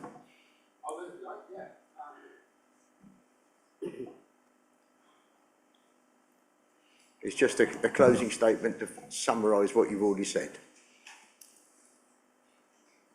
On a personal note, I would just like to say I had a pleasant chat with Mr. Betts, and I've got no problem with the man. He's a brilliant businessman. But as you and others have said, sir, we seem to be coming around to thinking it's all about the location. My mum bought that house before Leisure World. There were fields there. There was a garden centre where the Aldi is now. And you get used to the noise of the cars. It's a low background hum, but as the young chap said, music, people shouting out, "Can you hear me, Colchester?" and all this sort of thing. It really bothers you. When they had planning permission for Leisure World, she didn't object. The idea of having a little football pitch there with a few lads kicking the ball around didn't bother her. They were slightly kind of confused by the fact that the restaurant, which they thought might be something healthy, turned out to be the McDonald's, but it didn't bother them that much. But the idea that suddenly, with little blue notices, I know that's the fault of the Secretary of State, nothing to do with the council or this fine company, little notices appear that who goes and looks at a disused football pitch? And the idea, we have all been shocked at this. Suddenly it's turning into this, it was going to be 1,800 people, 7 days a week. We just haven't been able to believe what's going on. It's like Kafka, it's like the Hitchhiker's Guide, where you've got the planning notices in some impossible to no, that's not the fault of you guys. I was walking past Charter Hall the other day, and with all of this in mind, I thought about that venue. I chatted to some SIA licensed people there. There was a Pink Floyd tribute going on, but it was silent outside. When they opened the door, you could hear it. That's a well-designed venue for a noisy event. There's an empty nightclub, I can't remember, it's got a fancy name, that's in the Dutch Quarter. It's sitting there unused. It used to be a gay club, I think, and it hasn't been used for a while. And is it Roberts or Roberto's? That's a club for sale. There's plenty of places. And as I said to Mr. Betts, you're not going to make any money this year. You'll have to cancel it if you don't get your licensing, but talk to the council. Rent somewhere more suitable.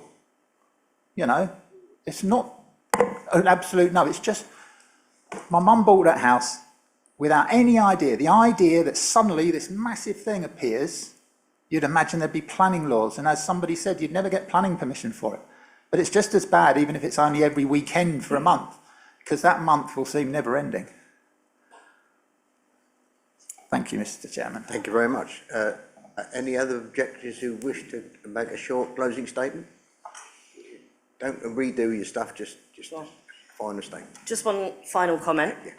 Just thinking about where my house is on Reed Walk.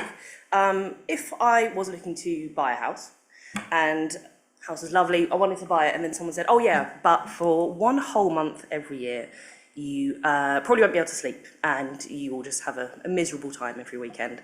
And we've heard how the licensing is just for this year, but he's already planning ahead for next year. He's talking about ice rinks. Like, if this goes ahead this year and it is a success and they make money, they're going to want to come back. So, you know, what does that mean for me and my house and the environment that I live and my ability to sell my house, if I should so choose? That's all. Thank you. Thank you very much. Thank you. I see no other hands, so gentlemen, it's your closing statement now. Thank you. And thank you for the way you've handled this hearing. These are some suggestions that my clients have agreed. I can't give you precise wording for conditions in the hope that you will grant the application. The point about amending the hotline condition to make sure that there is sufficient personnel that's permanently manned at the time when the premises is open for licence of activities, or longer when it's open, so that when somebody calls and it can deal with other messages subsequently when the premises perhaps shut, we would be very supportive of a condition like that, to put money where our mouth was. Pre-event engagement with the residents as a condition. We're happy to do that anyway, but it seems to us that Molly's will never survive unless we can win over some more of the residents, and we've made some inroads there today, I hope, and we want to do more. So if that was a condition, we would be supportive of that. The dynamic assessment of risks and complaints is a bit more difficult to think of a wording, but again, we would be very supportive of that to have a debrief at the end of the evening, taking into account all the intel, as it were, that's coming from different sources, and then reacting within a reasonable time before licensable activities start in the succeeding event. We'll look to your lawyer if you were minded to grant, but I'm just letting you know we would be very supportive of that because we understand the need for that, and making the most of the fact that this is happening more than once and that we can adapt to it. One thing that we just want to point out is that the 3 other events we organised at the Ibiza Orchestra, Sausage and Cider, sorry? Before next year, but at the moment 3, the Ibiza Orchestra, Sausage and Cider and Oktoberfest, they are all carried out under the council's own licences, and therefore if we were not honourable operators, we'd have been kicked off those a long time ago. There were very, very specific conditions on those licences, so I think our point is we can be trusted to. If we were to do anything wrong this year, they wouldn't offer us those licences which we need to train. Yes, exactly. Yeah, if we get something wrong with Molly's, they won't trust us for the bigger events as well. So I think that's a fair point. I have to just remind you, as a matter of practice, really, there have been no objections from any of the responsible authorities. You will acknowledge that they are experts in certain fields, but not to denigrate in any way a lot of the very valuable comments that these residents have made, both today and also in writing as well. We take them all on board, but there are other experts who have not objected and did support the application. And I turn lastly, well actually I just want to clarify for Sophie Nash, forgive me Miss Nash if I got your surname wrong, about the sleep, because obviously all of the events apart from New Year's Eve end at 10:30 and there's a wind down period anyway between 10 and 10:30. So we wouldn't normally imagine on a Friday and Saturday, which are the key dates, that would interfere with most people's sleep unless they were a shift worker. That was my only point about that. I might be wrong. Yes, I direct you again to condition 1.6 that we have offered, which is a total veto by the authorities. But I think other than that, I'll just be repeating what we've already said. Is there anything I've missed? No. Thank you very much. Thank you very much for that. I'll just turn to my legal advisor to make sure we've done nothing. No, I'm very happy. The committee have heard everybody today. They've seen all the papers. I'm only here to make sure they only make a decision based on what they've seen and heard today, and also to remind everyone they have to act within the remit of the licensing objectives. Thank you very much. See, that's my remit. So I now formally close the meeting, adjourn the meeting. We should go elsewhere. I know that people want to go for lunch, etc., but we're going to carry on working. Is that okay? I formally move the adjournment of the meeting, and I think there's a form of words in here somewhere. I've been flipping so many papers. I'll just read it out for you.